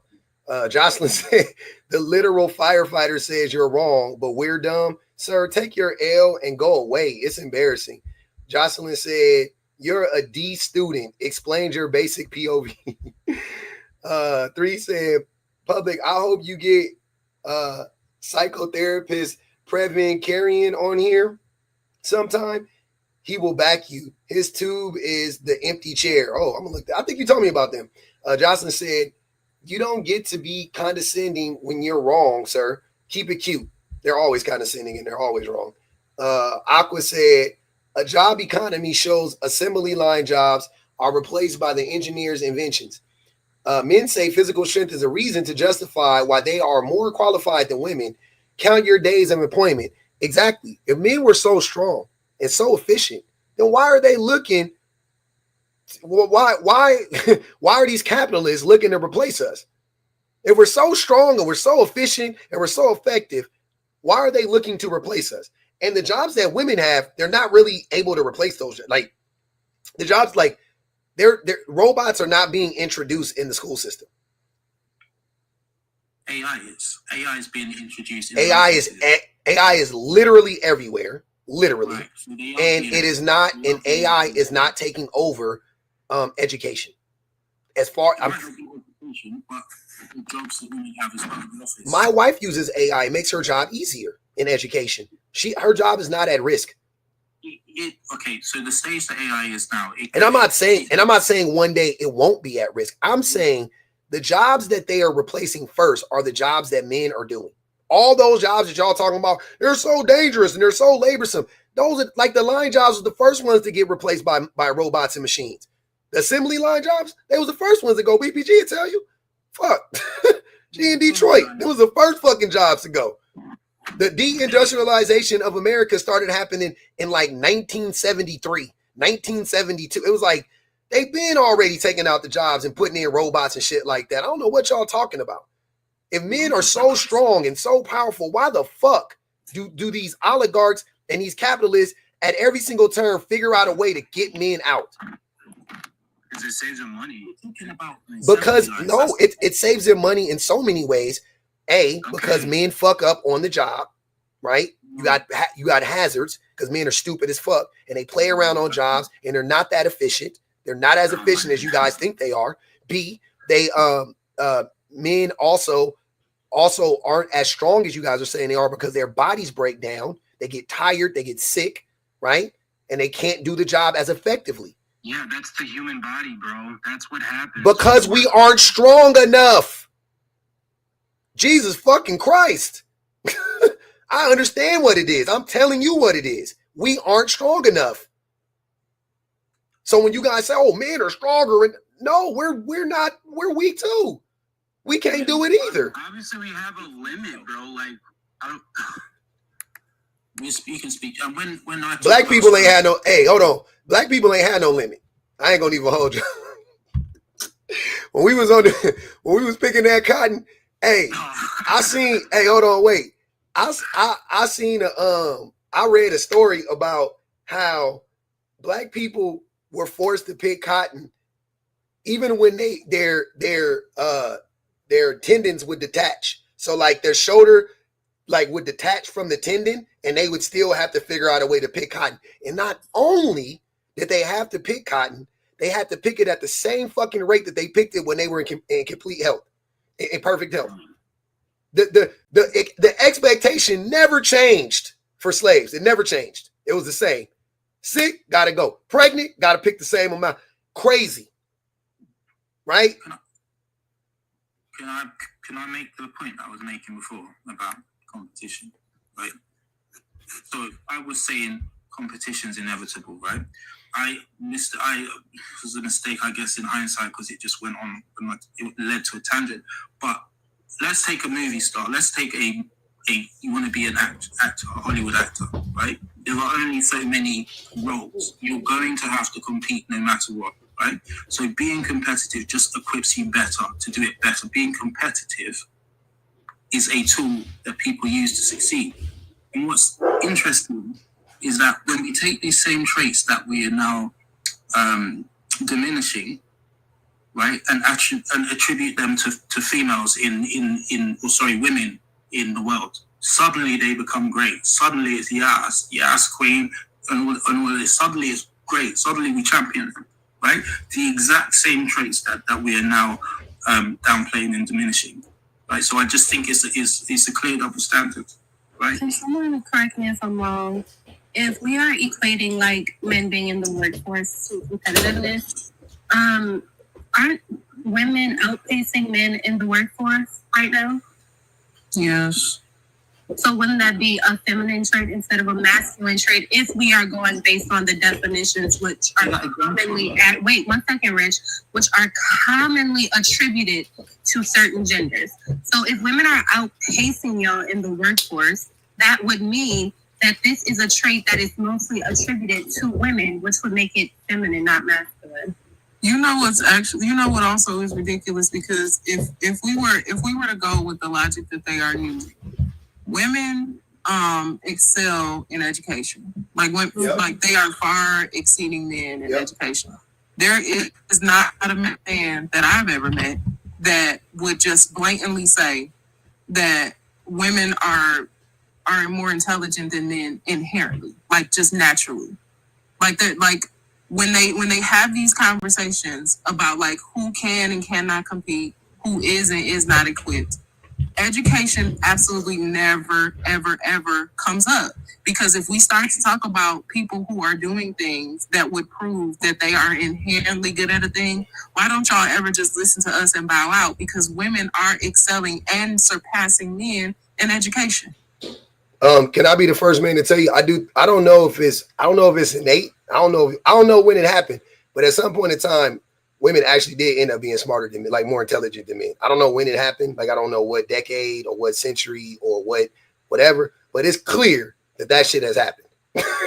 It is abundantly clear that women are more intelligent than men, not just smarter, but more intelligent than men. Like, not more educated, like just more intelligent than me. Like, it's crazy. I'm like, I'm watching this shit like, damn, we just can't get it together as a group. And women are like way, like, I don't know, man. I don't know if it's natural. Like I said, I don't know. I have no idea. It's trained, but it's a mixture. It's that combination of emotion and intellect, because men like deny specific emotions. Like, and it's weird, but it is, you know. No, somebody said it's the corn addiction. Well, that might mess up the brain a little bit. But it's that combination of that balance of emotion and intellect. Because women are trained to think of others consistently, they do have more group thought. So a lot of the things that they do will be of benefit to the group, because that's immediately who they think of. But also they have the parts that, you know, allow for them to think in a way where they want to be innovative, where they want to create, where they want to build. Because of the fact that men intentionally try to suppress this, they play these games of, you know, well, scientifically, well, you know, anthropologically, well, if you look archaeologically, like they use all of these words that have nothing to do with each other to explain why it is men are just inherently better, stronger, faster than women. But they never ever bring up education, because they know that women will beat them out for that reason. And that's really an important one too. But like, once again, they always want to bring up, like I said, even at the end of the day, we've been arguing this whole time, and all I've been hearing pretty much is men are physically stronger than women. Like, that's it. That's all y'all got. But hold on, wait. If you distill toxic masculinity into one emotional vessel, you'd get bread. That's what Amanda said. Ashley said, hey, YNs, bread is in here. Please come save us. Why y'all want the YNs to get on bread? Hey, on some real shit, though. I gotta go get my babies, y'all. I love y'all. One love, one thug, man. I gotta go. I gotta go get my kids, both of them. It's just me here today. All right, and I gotta get out this room. I got the people here. They're about to clean up the room real quick, so I gotta get out my room. I love y'all. Shout out to the best mods in the business. Shout out to the old subs and the new. Oh, we don't got no new subs yet. Shout out to all the gifters, all the cash appers, all the super chatters, everybody, man. I love y'all. Shout out to the mods, the panel, everybody that joined the panel. I appreciate y'all for real. I will see y'all later at a different time, different day. I don't know what day. Tomorrow I'll see y'all. Peace out.